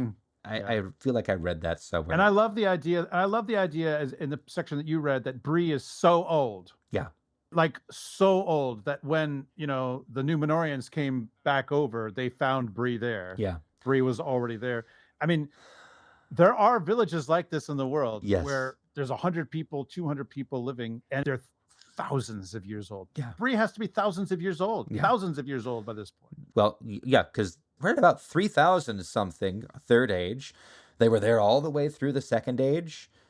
I mean, yeah. He's saying this is a 6,000 plus year old village. This is amazing. I mean, completely plausible. Yeah. It really is, actually. It really is. Yeah. Especially if Tom Bombadil has been there carefully, somewhat protecting them without ever overtly doing so. I did notice that, actually. They belong to nobody but themselves. That's what Goldberry says about the trees and the country. All of them, they belong only to themselves. I didn't notice that this appears again. I don't know what it means, but it's an important phrase to Tolkien at the very least. Let's read the next two paragraphs here. Okay. In those days, no other men had settled dwellings so far west or within 100 leagues of the Shire. And a league, everybody, is about 3 miles. Thank you. But in the wild lands beyond Bree, there were mysterious wanderers. The Bree folk called them rangers and knew nothing of their origin. They were taller and darker than the men of Bree and were believed to have strange powers of sight and hearing and to understand the languages of beasts and birds. Much like Sigurd in the Volsaga saga. Eating a little dragon. They roamed at will southwards and eastwards, even as far as the Misty Mountains, but they were now few and rarely seen. When they appeared, they brought news from afar and told strange, forgotten tales, which were eagerly listened to. But the Bree folk did not make friends of them. And I'll continue. There were also many families of hobbits in the Bree land, and they claimed to be the oldest settlement of hobbits in the world, one that was founded long before even the Brandywine was crossed and the Shire colonized. They lived mostly in Staddle, though there were some in Bree itself, especially on the higher slopes of the hill, above the houses of the men. The big folk and the little folk, as they called one another, were on friendly terms, minding their own affairs in their own ways, but both rightly regarding themselves as necessary parts of the Bree folk. Nowhere else in the world was this peculiar but excellent arrangement to be found. I love it when the narrator makes comments like that. It's the best. Yeah. This is cool. And I think it kind of underlines, several things here. One, the idea that the Bree hobbits are the oldest settlement of hobbits in the world. Believable, because within the Legendarium, hobbits move west. Yeah. And this is the easternmost settlement. And so it would make sense that some would have stopped there. Right. Especially also, because the hobbits are basically, they crossed the Misty Mountains sometime during the time when the kingdom of Arnor, or at least its three successor kingdoms, are still there. They're finding refuge in this civilized space. Yep. Anyway, you were saying. But the other thing is that I think that Bree underlines what is, I don't know, not very often mentioned in discussions of Tolkien, which is that hobbits and men are really kind of two breeds of one thing. Yeah. While there's no indication of interbreeding going on that I ever recall anywhere in the whole Legendarium. The only instance we get of that is the suggestion that somewhere in the Baggins background, one of them had a fairy wife. A fairy wife. Or right, the exactly. Tooks, sorry. Well, there's Princess Mika in the original cartoon version of The Hobbit, Bilbo's princess that he brings home from when after he's defeated Slag. But I love to bring that up any chance I get. You dumped that on me. That was, my first time. I was looking forward to trivia, and you gave me that instead. I loved it so much. Yeah. So, a lot of the big kind of metaphysical questions about the fate of hobbits long term or whatever, that they're basically, the fate of hobbits is the fate of men. Yeah. Because they are essentially a breed of humans. Yeah. Really. And Bree kind of underlines this. Like right. they both belong there. This is just the way that it is. Yeah. It's funny. There's no like ideological multiculturalism going on here. It's just these people live together, and that's the way it's always been, and that's the way everybody accepts it. It's just how it is. They're part and parcel of one another. Yep. The other place we see a little bit of that is with the warmth with which Theoden welcomes the hobbits, welcomes Merry, and their philological conversations about common words. I have to point out, since you brought that up, though, like, since we talked about some of these names, there is a Saint Meriadoc of Rohan. That's incredible. That is a real saint. A real saint from the, I think, Breton tradition, actually. Folks, you can name your kid Meriadoc, and he has a patron saint. I'm just putting that out there. Just saying it. Not that I would advise, having fights with your priest, but he's a real saint. You're not going to have a fight with your priest if you have a real saint. Look, I mean, if your priest is Father Anthony Cook, there's no way he can't baptize your child Meriadoc. Not now, there's not.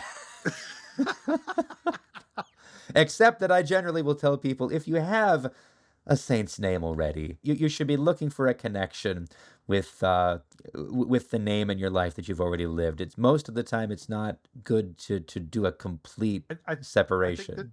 I think there's a saint named Peregrinus as well. Yeah. So you can expect people to be moving to Dayton precisely so that you can be baptizing their children with Lord of the Rings names that are actually also saint names. I'm just putting. Although I am remembering a conversation with a brother priest years and years ago, who basically I think that the family decided not to become Orthodox because of this, but I might be wrong. Because when it was time to discuss saints' names, one of the young women, the teenage girls in the family, she wanted to take as her patron saint, Saint Hermione. But in discussion with her, he discovered that she didn't know anything about the life of Saint Hermione. She really just wanted to be called Hermione. And he said no. That was a different time, a different circumstance. Oh, man, but I would have said yes and let her grow into it. There's an argument both sides, I think, as I recall from the conversation. There were other concerns, and anyway, that's neither here nor there. But I won't say no to Mary, though. Uh, anyway, I do want to show again that map because we get to see what we just described. And we can see, okay, Bree is furthest to the west. Stadel is kind of on the same hill, but it's built into the far side, the eastern side of the hill. Combe is in the valley, and Archet. So it's really this neat little cluster of these four villages, all together there, with the Chetwood substantially going to the east and then to the north, and the east road kind of going south of that. So anyway, so then he describes the layout of Bree, which we just looked at, and how the hobbits entered. The gatekeeper, called Harry later on, but not identified by that name, is suspicious, but he lets them in, even though they withhold their names. There's a bit of an argument about that. He comments upon four hobbits from the Shire as though it's significant, and Frodo wonders if someone has been asking after them, hoping it might have been Gandalf. Unfortunately not, but after the gate is closed, someone climbs over after them. We find out later that is Trotter, or really it's Strider, it's Aragorn. But their entry, their experience as they ride in is really evocative. Father Andrew. Yes. I wanted to read that actual passage because you get the point of view of Sam at one point, which happens a lot more than we realize, and Tolkien just kind of filters that in there very subtly. But So the hobbits rode on up a gentle slope, passing a few detached houses, and drew up outside the inn. The houses looked large and strange to them. Sam stared up at the inn with its 3 stories and many windows and felt his heart sink. He had imagined himself meeting giants taller than trees and other creatures even more terrifying sometime or other in the course of his journey, but at the moment he was finding his first sight of men and their tall houses quite enough, indeed too much, for the dark end of a tiring day. He pictured black horses standing all saddled in the shadows of the inn yard and black riders peering out of the dark upper windows. I think it's worth pointing this out. Frodo, I don't know. Has Frodo met any men before that we know of? But Sam definitely hasn't. Sam definitely hasn't. If Frodo has, we don't hear about it. He's met elves. So elves Gandalf. are, and Gandalf is really it. Exactly. And so, Sam is seeing these giant buildings from his point of view. 3 stories. That's crazy. There's nothing like that in the Shire. And Sam's just a gardener. He's been taught his letters by Bilbo, but his world, one more step and this will be the furthest I've ever gone from Hobbiton. That's in the movie, but it's good. It's true. That's Sam. It's true. Yeah. The other thing I was struck by, because I passed right over this, dark end of a tiring day. This is the same day that they were stuck in the Barrow Down. Sam began the day lying on his back next to Merry and Pippin with a sword across his neck. Right? This is just too much. This has been a weird day. He's had it. He's had enough. Yeah. It's funny because at the end of the last chapter is like, I hope this is a nice inn. You probably use a beer. Right. He's looking forward to it. And that is like, and I was like, too much. Can't we just go somewhere else? Okay. So then we get inside, and this is something else. This is minor and not super important, but since this is a Tolkien podcast, we can do a little philology, of course, always. So we get inside and we meet Barlaam Butterbur. And he's a short, fat man, as it says in the text. And then there's this one little sentence I wanted to point out. So they try to get his attention. He says, "Half a minute, if you please," shouted the man over his shoulder, and vanished into a babel of voices and a cloud of smoke. In a moment, he was out again, wiping his hands on his apron. So babel of voices. I don't know why, but that hang on. Struck me. Father Andrew's etymology corner. Yeah. Anyway. Thank you. Yeah. So, a babel of voices, right?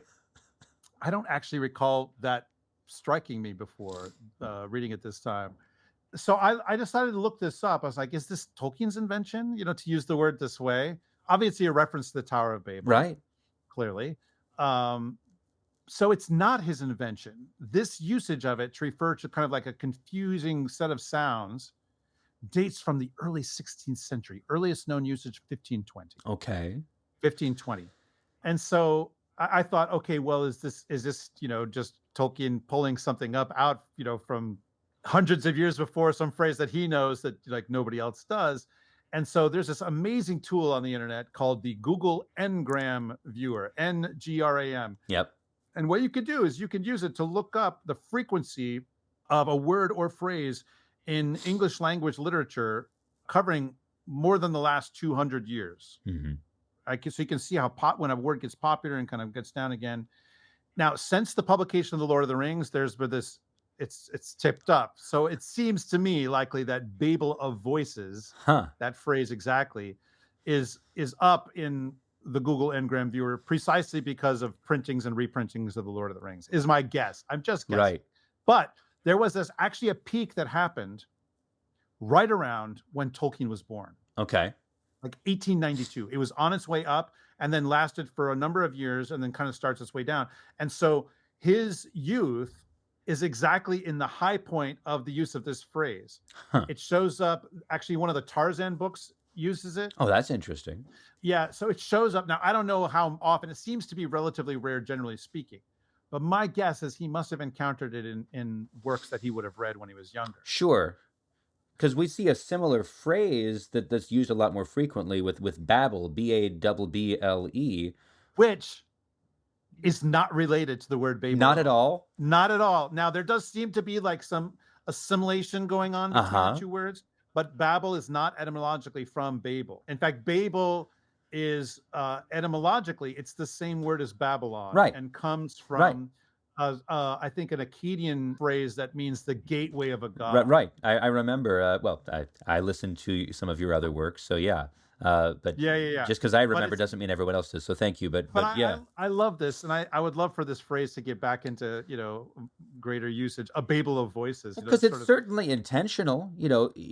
I wonder how many times actually he had to undo a copy editor that fixed it to Babel, Babble. Yeah. And it's in this case it's lowercase, Right. Babel, a Babel of voices. Right. Meaning so there's confusion of sounds. This raucous, incomprehensible. And the sense too, this is a place where there are a lot of different people all meeting Right. with different purposes, different different backgrounds, accents. different accents. But Yeah, like Harry recognizes the hobbits as being from the Shire by Right. their accents. Mhm.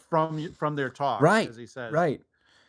So yeah, it's fun. Like I know this is just a nerdy little thing that I'm pointing out here, but it's kind of an icon dropped in the middle of this passage about what's going on in the Prancing Pony, Yeah. and about the fact that Bree is this meeting of worlds. And to go back to what our listeners Sophia said, how the poetry is not just alongside the prose in Tolkien, but it's present there. That Babel of voices, now that's going to stick in my mind for a long time, because that is what the hobbits encounter when they get to the Prancing Pony. They get this iconic experience that really is a microcosm of the entire rest of the journey. Thank you. That's amazing. So, anyway, when they meet Barlim and Butterbur, he also, like Harry at the gate, is struck by an elusive memory as he sees 4 hobbits from the Shire. But he finds rooms for them, although the inn is full of visitors, of Babel, as it were, men from the south and dwarves from the east. And then he invites the hobbits to join the company to share the news after they've eaten.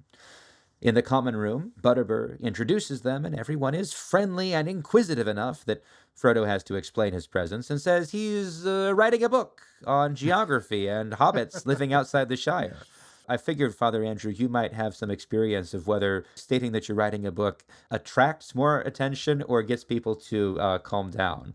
Oh, there's some of both.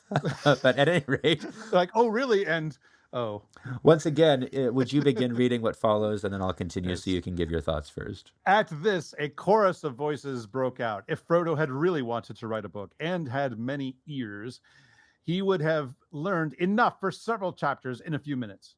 And if that was not enough, he was given a whole list of names, beginning with old Barlaban here, to whom he could go for further information.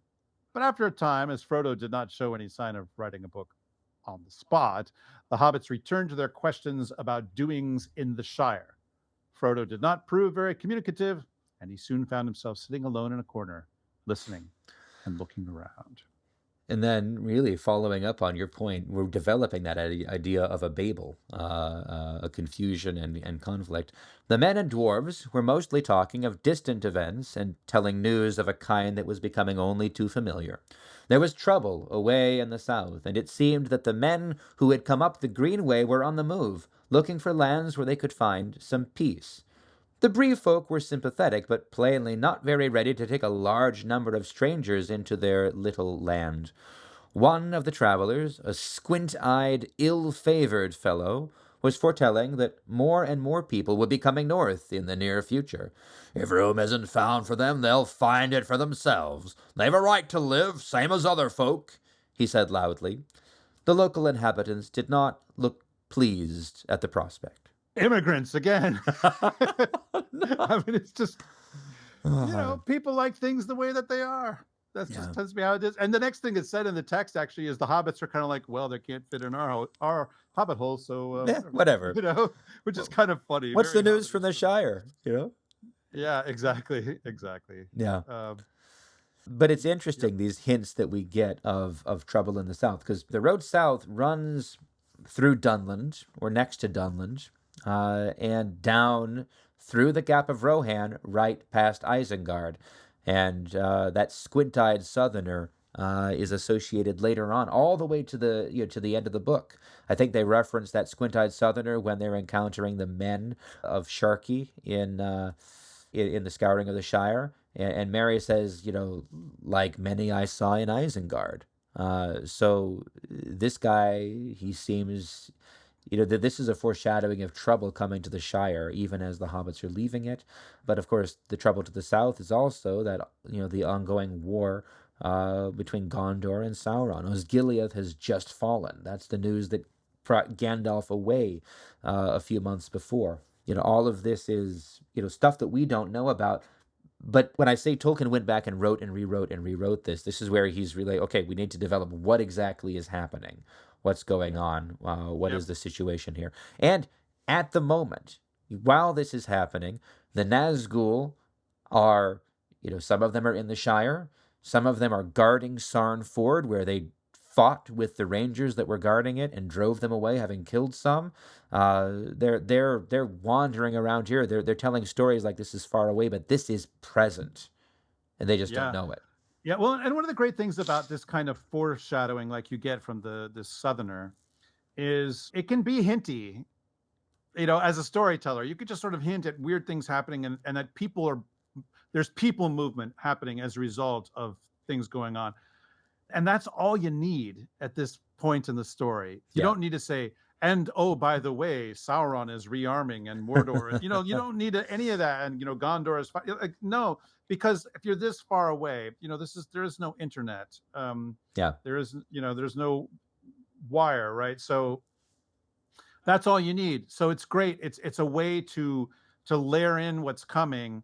But okay, I don't actually have to develop all of that right now as a storyteller. He doesn't have to say it, but he needs to make sure he's ready to say it, and that he knows that the references connect, which is interesting. Looking, because we don't get this with most authors, to be able to go back and look at that composition process and realize, okay, he hit this, and then he went back and made sure he could deliver on all of this. Okay, we'll move on. Then, while Pippin regales the assembly with funny stories from the Shire, we have one of the most significant moments in the books. I'll begin this time, and then you can continue, Father Andrew. Suddenly, Frodo noticed that a strange-looking, weather-beaten man, sitting in the shadows near the wall, was also listening intently to the hobbit talk. He had a tall tankard in front of him and was smoking a long-stemmed pipe, curiously carved. His legs were stretched out before him, showing high boots of supple leather that fitted him well but had seen much wear and were now caked with mud. A travel-stained cloak of heavy dark green cloth was drawn close about him, and in spite of the heat of the room, he wore a hood that overshadowed his face, but the gleam of his eyes could be seen as he watched the hobbits. "Who is that?" Frodo asked when he got a chance to whisper to Mr. Butterbur. "I don't think you introduced him." "Him? said the landlord in an answering whisper, cocking an eye without turning his head. "I don't rightly know. He's one of the wandering folk, rangers we call them. He seldom talks, not but what he can tell a rare tale when he has the mind. He disappears for a month or a year, and then he pops up again. He was in and out pretty often last spring, but I haven't seen him about lately. What his right name is, I've never heard, but he's known round here as Strider. Goes about at a great pace on his long shanks, though he don't tell nobody what cause he has to hurry. But there's no accounting for east and west, as we say in Bree, meaning the rangers and the shire folk, begging your pardon. Funny you should ask about him." But at that moment Mr. Butterbur was called away by a demand for more ale, and his last remark remained unexplained. Frodo found that Strider was now looking at him, and he had heard or guessed all that had been said. Presently, with a wave of his hand and a nod, he invited Frodo to come over and sit by him. As Frodo drew near, he threw back his hood, showing a shaggy head of dark hair flecked with gray, and in a pale, stern face a pair of keen gray eyes.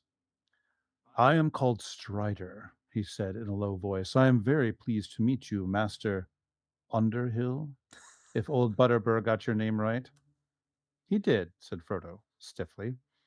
He felt far from comfortable under the stare of those keen eyes. "Well, Master Underhill," said Strider, "if I were you, I should stop your young friends from talking too much. Drink, fire, and chance meeting are pleasant enough, but, well, this isn't the Shire. There are queer folk about. Though I say it as shouldn't, you may think," he added with a wry smile, seeing Frodo's glance. "And there have been even stranger travelers through Bree lately," he went on, watching Frodo's face. So, of course, this is the famous introduction of the heir of Elendil, who began his literary existence long before the full story of Numenor had been written, but soon after it was begun. Christopher Tolkien seems to believe that that original Fall of Numenor was written sometime around 1936, which is basically at the same time as The Hobbit was in the process of being published. Rather strikingly, its description of the faithful Númenóreans in Middle-earth after the fall of the island contains some lines, actually, that resonate with the last time we will see Aragorn, all the way in the appendices. He says, "But not all the hearts of the Númenóreans were crooked, and the lore of the old days, descending from the fathers of men and the elf friends and those instructed by Fionwe, was preserved among some." That's a reference to the battle in which Morgoth is destroyed when Fionwe, who at this time is still the son of Manwë, not the herald, takes some time to instruct the fathers of men. And they knew that the fate of men was not bounded by the round path of the world, nor destined for the straight path. For the round is crooked, and has no end, but no escape. And the straight is true, but has an end within the world, and that is the fate of the elves. But the fate of men, they said, is neither round nor ended, and is not within the world. And they remembered from whence the ruin came, and the cutting off of men from their just portion of the straight path.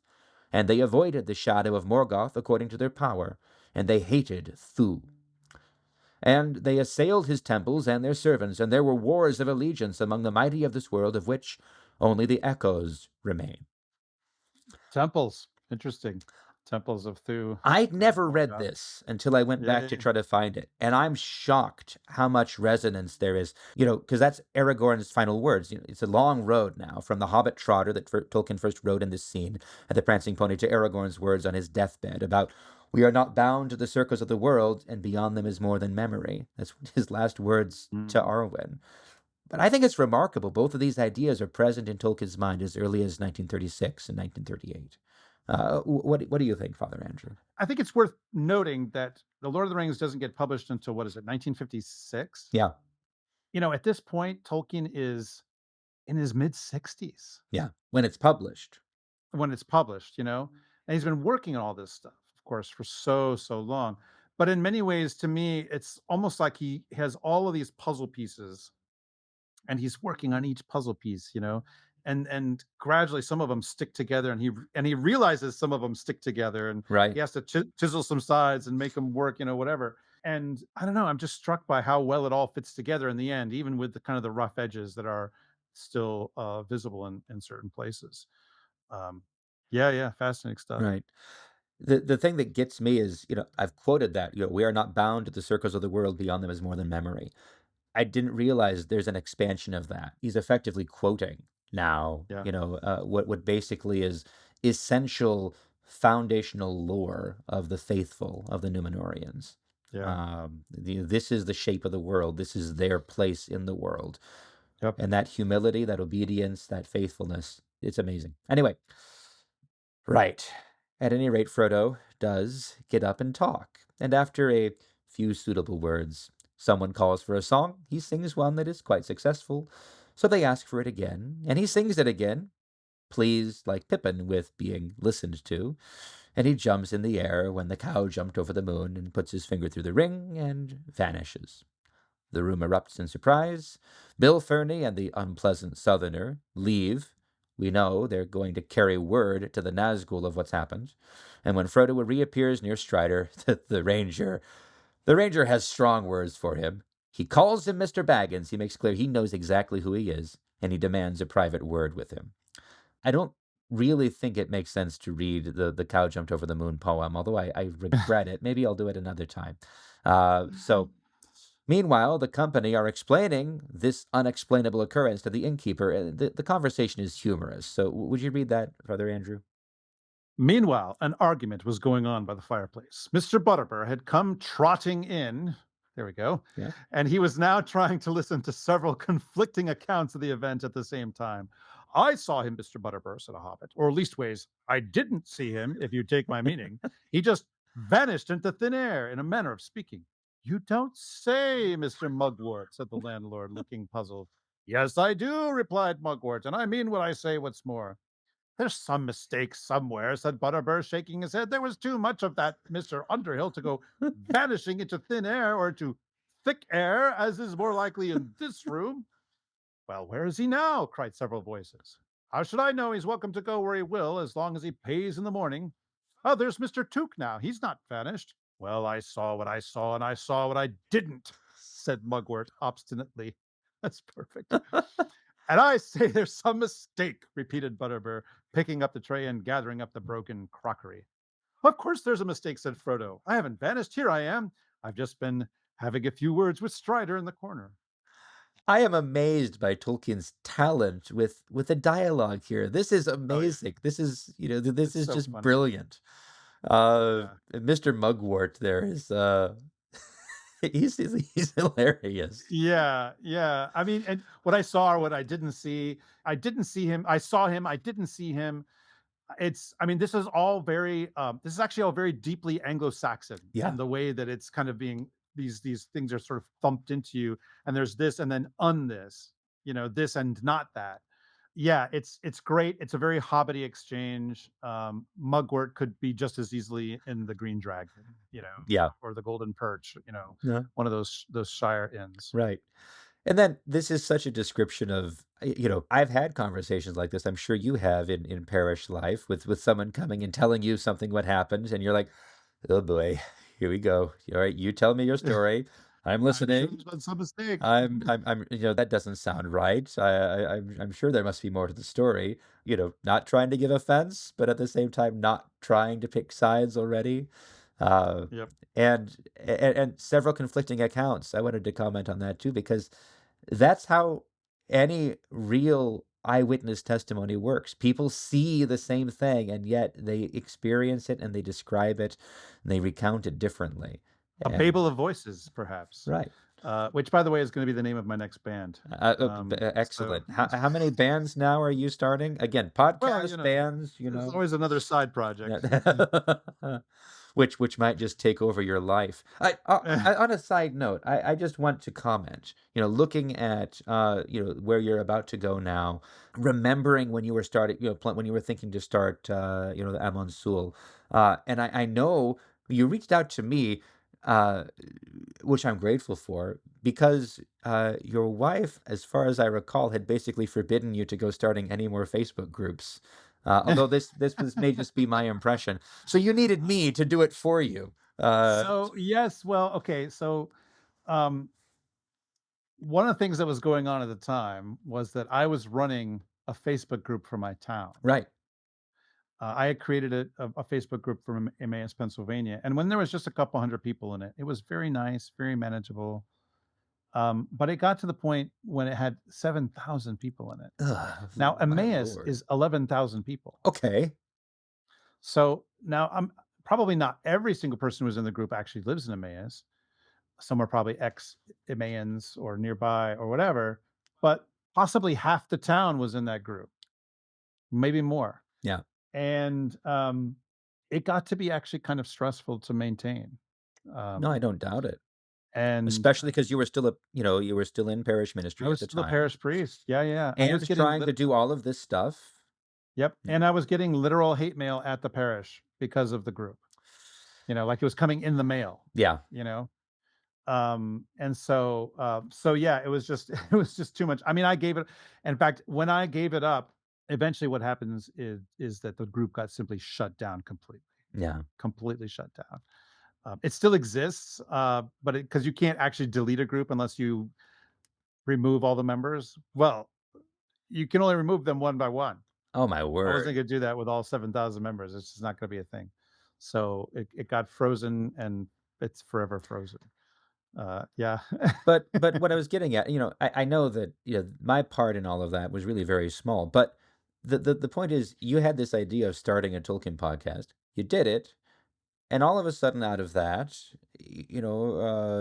Richard, now Deacon Seraphim reached out to you, which then became you're just looking at at the two of you at the Lord of Spirits conference, understanding even just in passing the projects that you have coming up now, that well, Bree is the place where chance meetings happen. So I think it's not inappropriate we talk about this now. A series of chance meetings now have resulted in a completely different Absolutely. trajectory, and it's really remarkable. Absolutely. I Uh, mean, Deacon Seraphim and he is my most frequent collaborator yeah, and my most extended collaborator for years now. yeah, We've gone on pilgrimage together. We're about to go on another pilgrimage yeah. together. And he's great to work with. He's very easy to work with. We Mhm. see eye to eye on a lot of things, but the ways that we are not the same are wonderfully complementary, Right. within the relationship. So yeah, thank God. I mean, and our meeting is not a Strider Frodo meeting, exactly, but actually when he went with me on pilgrimage to Lithuania 3 years ago, there was a whole lot of wizard taking Hobbit out of the country for the first time stuff Right. going on. Right. But, So really, again, I mean, I'm talking to him next time, so I don't know if he'll listen to this. I'm not trying to who has butter time him for up in any way. podcasts? But just to say, what a gift to the church, he's Thank been. God. Our And it friendship seems like he will has been very, continue, very fruitful. and it's a great blessing. And Yeah, yeah. it's a joy to just watch it in process. So anyway, I don't even remember how we got to that, but chance meetings in Bree, and remarkable to see how these things will develop. At any rate, so Frodo claims he didn't vanish; he just was off talking to Strider in the corner. He Yeah. denies the lying eyes of everyone in the room. But from there, Mr. Butterbur remembers what he had forgotten, and he also asks for a private word with Frodo, as Strider had, calling him Mr. Baggins. So now Frodo retires to his private parlor, with Sam and Pippin worrying about many things, and that's the end of the chapter. We know, of course, that Strider didn't follow them. He went before them to be already waiting for them in the parlor, and then Butterbur will follow afterwards. But Yeah. originally, Tolkien wrote these as a single chapter and split them up That's later right. on. That's right. This chapter does not perfectly align with the way it originally was. Right. The original version had more of these events in it, Yeah. but he breaks it out basically into multiple chapters. Right. So anyway, that's basically the end. We're on the road to somewhere else, but there's a lot of charm, a lot of world building that we kind of passed over only briefly, and there's a lot of groundwork that's laid for points and characters and ideas that are going to continue to develop over the course of the rest of the book. Since you'll be absent then from the podcast for the next several months, Father, and I don't know when we'll bring you back again, hopefully soon, but for your last word on the subject for a while, what would you say about the whole chapter? Yeah, I love this chapter a lot. It's as I said, and I have no problem using this word in this case. It is iconic, Mm. in so many ways. this is the fantasy world that fantasy fans live in, is this Yeah, in particular, in a way that I think has become a stock thing. Not just the inn, but also the sense of like different races being near each other and all of these things going on together. And so, when I think about being in Middle Earth, this is one of the places that, we like to imagine going and right. sitting down and having sharing stories and eating together and all this kind of stuff. Sure. So yeah, I like this chapter a lot. There's many chapters, of course, in the Lord of the Rings that feel like coming home, and this is Yeah. definitely one of them for sure. And it's really remarkable because fundamentally, all it is they get to the hotel, they go to their rooms, and then they go down to the lobby for a bit, and stuff happens. This is not intrinsically a substantial chapter, and it really is a testament to Tolkien's skill and talent, again, with the dialogue, as we saw, with the description, with the weaving together of something that feels so real. Like, I hate hotels. I hate going into them, but I would love to go into the Prancing Pony, Yeah, right? yeah, yeah. And it's amazing what he does. Anyway, that brings us to the end of the chapter. They are going to their room, but someone is waiting for them.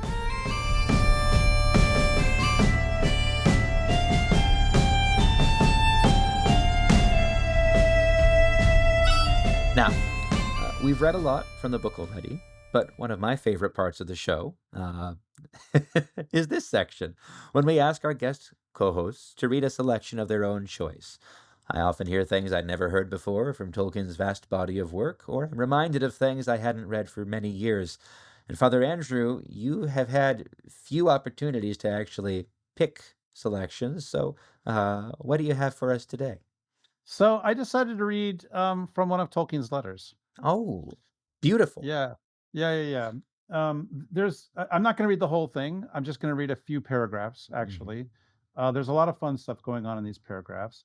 This is letter number 45, which he writes to his son Michael, uh, and it's dated June 9th, 1941. So Mhm. the some of the background is that Michael is at this point an officer cadet at the Royal Military College. And Tolkien writes this letter when he's still living at number 20 Northmore Road in Oxford. And so June of 1941, his birthday is in January. He's 49 years old. So he's Mhm. just a year younger than I am now. Right. So I have to play my Gen X card here. There you go. I And haven't actually seen it yet. That's awesome. yeah, there it is. Yeah. And Michael's a young man, and he's 1941, World War II was going on Yeah. at this point. So there's a lot going on in the background. So I'm going to just Especially begin. since Tolkien, is thinking about the last war, his own experience. All of that is very much in his mind. That's right. And so Lord of the Rings is underway, Hmm. but not published yet. Wouldn't be published for another like 15 And I years. think it's actually in one of those hiatuses where he's had to take a pause because he got stuck. Yeah, yeah, it might be. So okay, I'm going to begin with what in the published version is the second paragraph. Hmm. One war is enough for any man. I hope you will be spared a second. Either the bitterness of youth or that of middle age is enough for a lifetime. Both is too much. I suffered once what you are going through, if rather differently, because I was very inefficient and unmilitary, and we are alike only in sharing a deep sympathy and feeling for the Tommy, especially the plain soldier from the agricultural counties. I did not then believe that the old folk suffered much. Now I know. I tell you, I feel like a lame canary in a cage. To carry on the old pre war job, it is just poison. If only I could do something active. But there it is. I am permanently reserved. And as such, I have my hands too full even to be a home guard. And I cannot even get out o' nights to have a crack with a crony. Still, you are my flesh and blood, and carry on the name. It is something to be the father of a good young soldier. Can't you see why I care so much about you and why all that you do concerns me so closely? Still, let us both take heart of hope and faith. The link between father and son is not only of the perishable flesh, it must have something of eternitas about it. There is a place called heaven, where the good here unfinished is completed. And where the stories unwritten and the hopes unfulfilled are continued, we may laugh together yet. So that last sentence is, Mm, I want a poster with that or something, or, I don't know, yeah. t-shirt, cross stitch. But the way it starts, he's kind of musing on war, and talking about at 49 years old, he feels, or at least seems to feel in much the way that I feel that I do at about the same age. You and I think are about the same age as You well. got a few years on me, but yeah.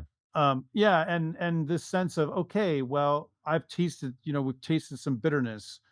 Um, and I love where he says, either the bitterness of youth or that of middle age is enough for a lifetime. Yeah. Both is too much. Both is too much. He's feeling his age to some extent here. He's not old yet. He's middle aged. Um, and he, thinks about war and his place in war and so forth. But then, it turns very, very intimately to him, his son, as his son, and he says, "Don't you see why it is now? Why everything you do concerns me so closely?" Yeah. Um, and I love that where he says the link between father and son is not only of the perishable flesh, it must have something of eternitas about it. It must. There must be Yeah. something there.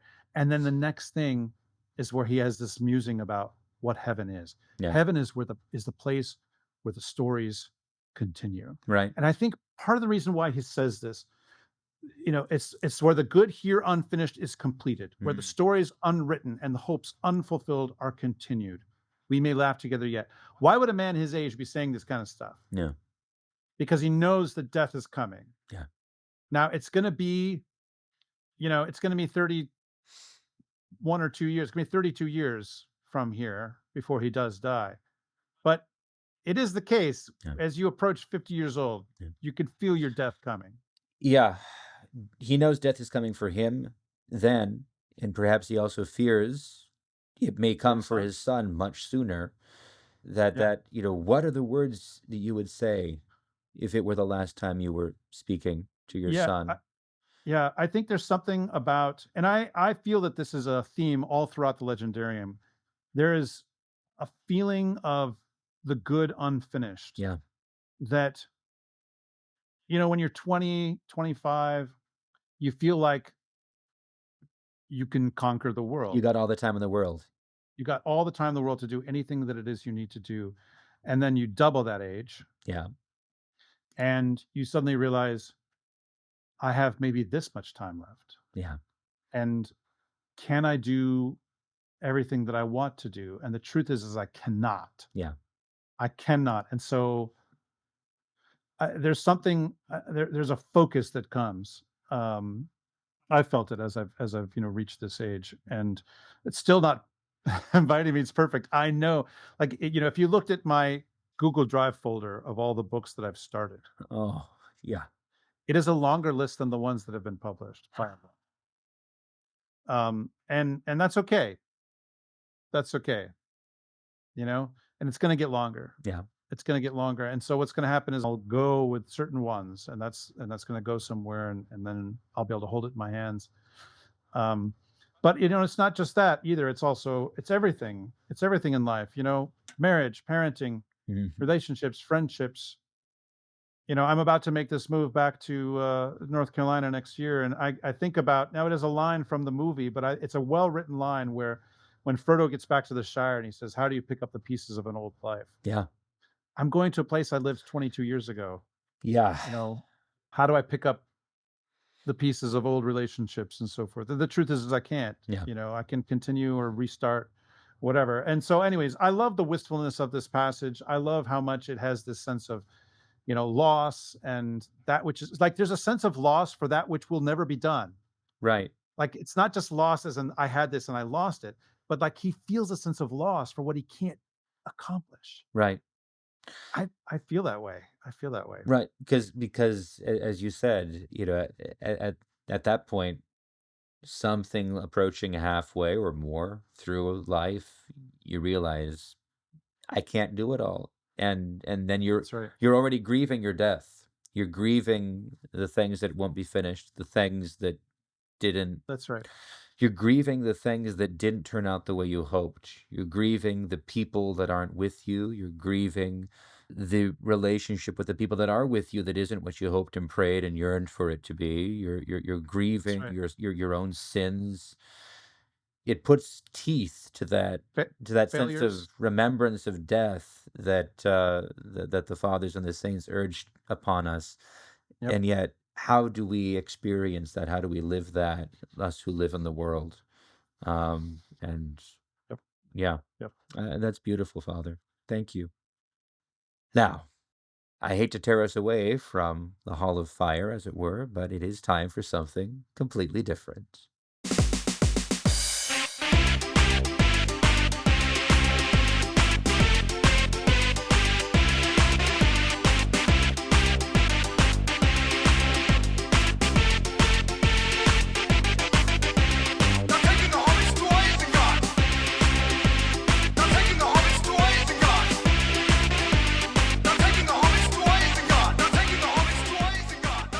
That's right. It is now time for a little segment that you decided to call They're Taking the Hobbits to Isengard. Woohoo! Okay. So I looked back over the scripts and realized you did a lot of different things for this, and I either don't have the creativity or the time, so I just keep it the same every time. That's okay. But this is the time where you get to play for absolutely no prizes, a little game which will test whether you are indeed a true Tolkien fan whom everyone should listen to, or whether we just wasted 2+ hours of everyone's time. The format here, as you have heard before, is one I inherited from my dad and his brothers. They used to play this trivia game with each other when I was young. The game is one of us will read a quote from Tolkien's works, and the other has to tell who the speaker was. We can also earn bonus points if we can give the context, even if we miss the actual speaker, and those bonus points might just save us both. Context will get us half a point each time. The rules for the quotations, these apply to both of us, are as follows. It will be an actual quotation by an actual character, no narrator gotchas. It will be a full sentence or a sentence fragment if that is all that is quoted, but you don't have to say the entire quote that's between the quotation marks. It can be a sentence from within the quote, or a phrase if that's all that there is. And it will only be taken from The Hobbit and Lord of the Rings. No History of Middle-earth. What did Bingo say on this point? So I don't think we need to give an example because, well, I will. The first time my dad played this, he gave me the quote, "There let it lie until the end." I eventually, I think, remembered Saruman says this, but the speaker is actually Gandalf because he's quoting Saruman at the Council of Elrond. So let the player beware. And as I've indicated, the other part is that you can try to stump me as well. Did you prepare 2 or 3 quotations for me, Father?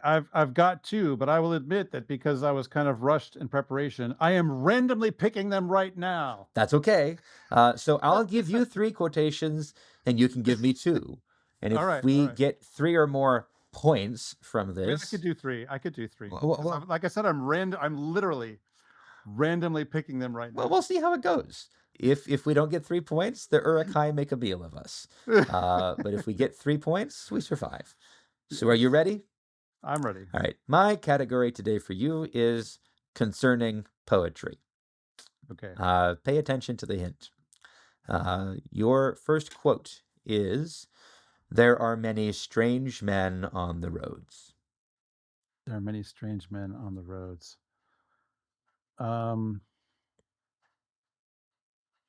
I'm going to say that that's Aragorn. So that's a good guess. It's actually very close, but it is wrong. And I didn't Oh, ask you for the context, but what context did you oh, imagine? I That's remember. I okay. don't know. That's okay. I don't know. Uh, Because it sounds like it's something that should have been said in Bree in the next chapter. well, it is. So maybe we'll give you half a point. Here's the context. PPS. Make sure that it is the real Oh, Strider. There are okay, many okay. strange men on the roads. His Yeah, true name is Aragorn. All that is gold does not glitter, and so it's forth. Gandalf. Yeah, yeah. So, It's Gandalf in his letter. Okay, yeah, all right. Well, that's fine. very good. All right. So now you give me one. Okay, all right. Here we go. Randomly chosen. Oh boy. But with some attention. Regiments of black crows are flying over all the land between the mountains and the Grey Flood, he said, and they have passed over Holland. So I was just reading over this, and hopefully that means I get it right. I believe that that is Aragorn, um, That is as correct. they are passing through. Um, and I remember this because Christopher Tolkien makes a comment saying that the character of Aragorn is actually fairly consistent from the moment that Trotter first appears, but the backstory of that character changes. It's not just a matter of function, and that's where he says it's not just that there has to be someone to pull Sam down when the crows fly over the first time and tell him to hide from the Yeah. crows, although that's part of it. But Yeah. there's a lot more that's present. Anyway, it was an interesting reflection. I think we'll Yeah. probably read aloud. Yeah. So This is from the chapter The Ring Goes South. So right, this is right after they leave. Yeah. very good. So one full point. So we have Good one and for a half you. so far. We're in good shape. Oh, we're on the Let's. same team. Well, that's good. All We're, right. yeah, we are on the same team. We're not competing. That is a Okay. change I made. We All are right. All we right. are together trying to survive. That's all. Yes. Yes. Okay. So this is hard. I apologize. He wrote what I have just said. Man. I mean, I would tempted to think that it's from talking about that same letter. Hmm. I think that that's wrong, but I that's all I've got. So I'm going to say that Barlaman says that about that letter from Gandalf. Mm. It Not is sure. wrong, and the Okay. context is also wrong. I'll read the Okay. full context. So 0 points. That's all I know, stammered Sam, blushing. I learned it from Mr. Bilbo when I was a lad. He used to The tell me troll tales song. like that, knowing No, not how the I troll was song. always one for hearing about elves. It was Mr. Yeah, yeah. Bilbo as taught me my letters. He was mighty book learned, was dear old Mr. Bilbo, and he wrote poetry. He wrote what I have just said. He did not make it up, said Strider. It is part of the lay that is called the Fall of Gilgalad, which is in an ancient tongue. Bilbo must have translated it. I never knew that. So, Wow. yeah, that was a deep cut. I apologize. Throw something hard. Okay. All right. All right. Okay. Let's see. I am no longer young, even in the reckoning of men of the ancient houses. So I'm tempted to just say it's Aragorn because there aren't many others that we see who could be that way. It could be Denethor. I have no idea of the context. I'm worried you're pulling something from the appendices, though, which would be fair. And no, I'm going to go with Aragorn because I think it might be someone from the line of Elendil in the south who's wanting to take on his inheritance. If we didn't have the rules, it could be Aldarion, but I'm going to say it's Aragorn, and I have no idea where from. Okay, it is Aragorn. Whew. And he says this in response to Gandalf. So Aragorn says, "In one thing you have not changed, dear friend. You still speak in riddles." "What, in riddles?" said Gandalf. "No, for I was talking aloud to myself, a habit of the old. They choose the wisest person present to speak to. The long explanations needed by the young are wearying." He laughed, but the sound now seemed warm and kindly as a gleam of sunshine. And then Aragorn says, "I am no longer young, even in the reckoning of the men in ancient houses." This is in the chapter The White Rider, Right. after they meet again. So yes, and Gandalf is a little weirder. And weirdly, one of the more puerile things that we see Aragorn say, because Right. he should know that it doesn't matter how old he gets, according to the reckoning of the ancient houses, he will always be young next to Gandalf, who he now Right. knows by coming back. If anyone knows that Gandalf is a Maya, it should be Aragorn, and yet he says that. So that's Or that. someone might say, "No living man am I." Right. So, okay. Yeah. So at that point, we Half a have point.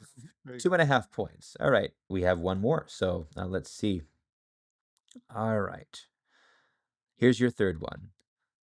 I come to ask for counsel and the unraveling of hard words. Oh man. I come to ask for counsel in the unraveling of hard words. Is that Aragorn speaking to Galadriel? No. I'll give you a second guess. Okay. Okay. Remember that it's concerning poetry. Oh, it's Boromir asking about the dream, the vision. There we go. You got it. All right. Okay. Well, thank you very much. All right. So yeah, and I'll read the context. In this evil hour, I can't do my Sean Bean impression. In this evil Just hour, die. I have come. I have come on Sorry. an errand over many dangerous leagues to Elrond. 110 days I have journeyed all alone. But I do not seek allies in war. The might of Elrond is in wisdom, not in weapons, it is said. I come to ask for counsel and the unraveling of hard words. For on the eve of the sudden assault, a dream came to my brother in a troubled sleep, and afterwards a like dream came oft to him again, and once to me. So, and Nice. then seek for the sword that was broken, and follows. Yeah. Yeah. Yeah. So, All right. Well, we did escape. We got I say three I and have a a half third one if points. you want. Oh I yeah, have a yeah. third Lay one. it on, just You for want to do a fun. third one? Just for All fun. right. Let's do a third one for fun. Okay. Sir, I am in great unrest, and I cannot lie longer in sloth. That's Eowyn in the Houses of Healing. Bam. Nice. So Perfect. Yeah, exactly. She says that's the warden of the houses. right. Like, come on. I need to get up and do something. Shield Maiden of the North. Hello. Exactly. Yeah, yeah, exactly. So I actually want to say, did you ever watch the movie The Martian? I think I did. It's one of the many times that millions and millions of dollars have been spent to rescue Matt Damon from something. Did you Um, catch that Sean Bean is in it? I don't remember that, honestly. Does So he die in the movie? no, actually, he doesn't. What?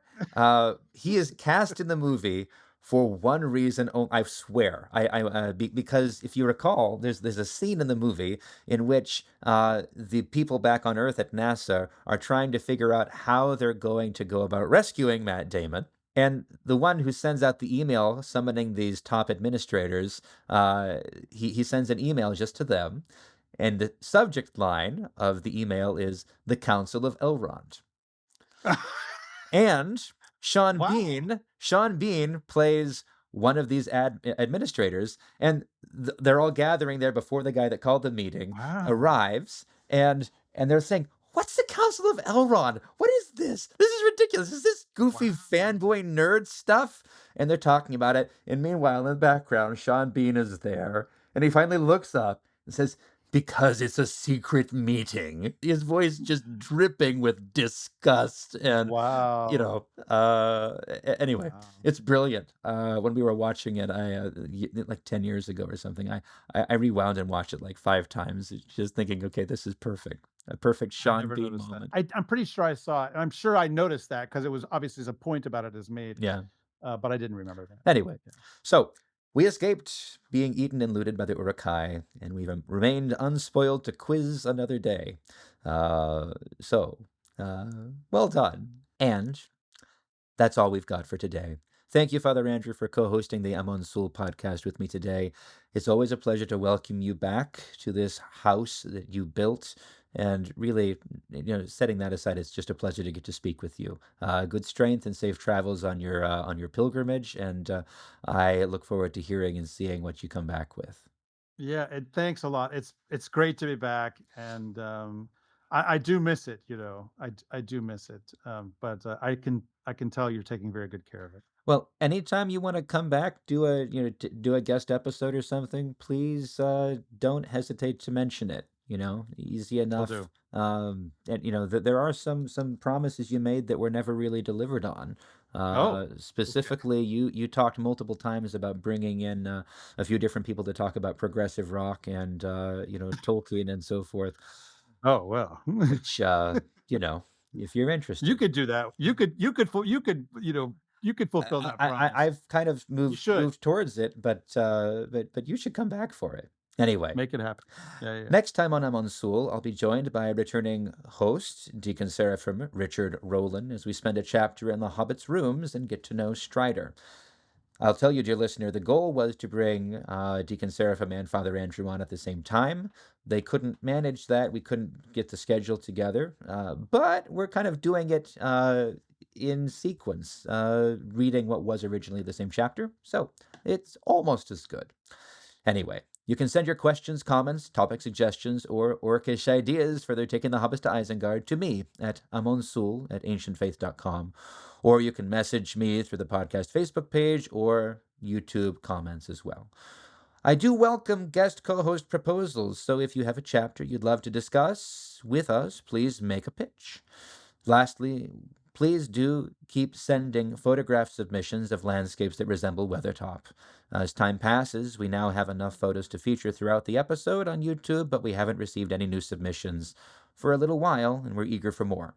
We'd love to grow our portfolio, so if you live or work or commute or go on pilgrimage in the vicinity of Weathertop, please share your view with us. Hey, and if you want more of this kind of thing, subscribe to the Amon Sûl podcast in your favorite podcast app or YouTube, because remember, everybody who is out there in audio-only land, this is also a YouTube show now, thanks to Father Anthony. And do the rate, review, click on all the buttons, hit the little bell, notifications, etc., etc. Look up the Amon Sûl podcast page on Facebook and click that follow button and make sure that you share this with your friends. And while you're at it, because this is how this works. If you appreciate this or other Ancient Faith media, go to ancientfaith.com/support, show some practical love. Hey, sign up to be a Keystone giver. That's somebody who gives something every month. And you can even do it, and they'll change the name of what you are over time, as I've found over these last few years. I think I started as in someone's rowboat or something, trying to go somewhere. Anyway. We've been around since 2019, and you can find our full back catalog of episodes by going to tolkienpodcast.com. It's incredible you got that, Father. Or just, you can subscribe on your podcast app or YouTube, as I need to start mentioning. The Amon Sûl podcast theme music is Hidden Past, and the closing theme is Celtic Impulse, both by Kevin MacLeod, whose music you can find at incompetech.com.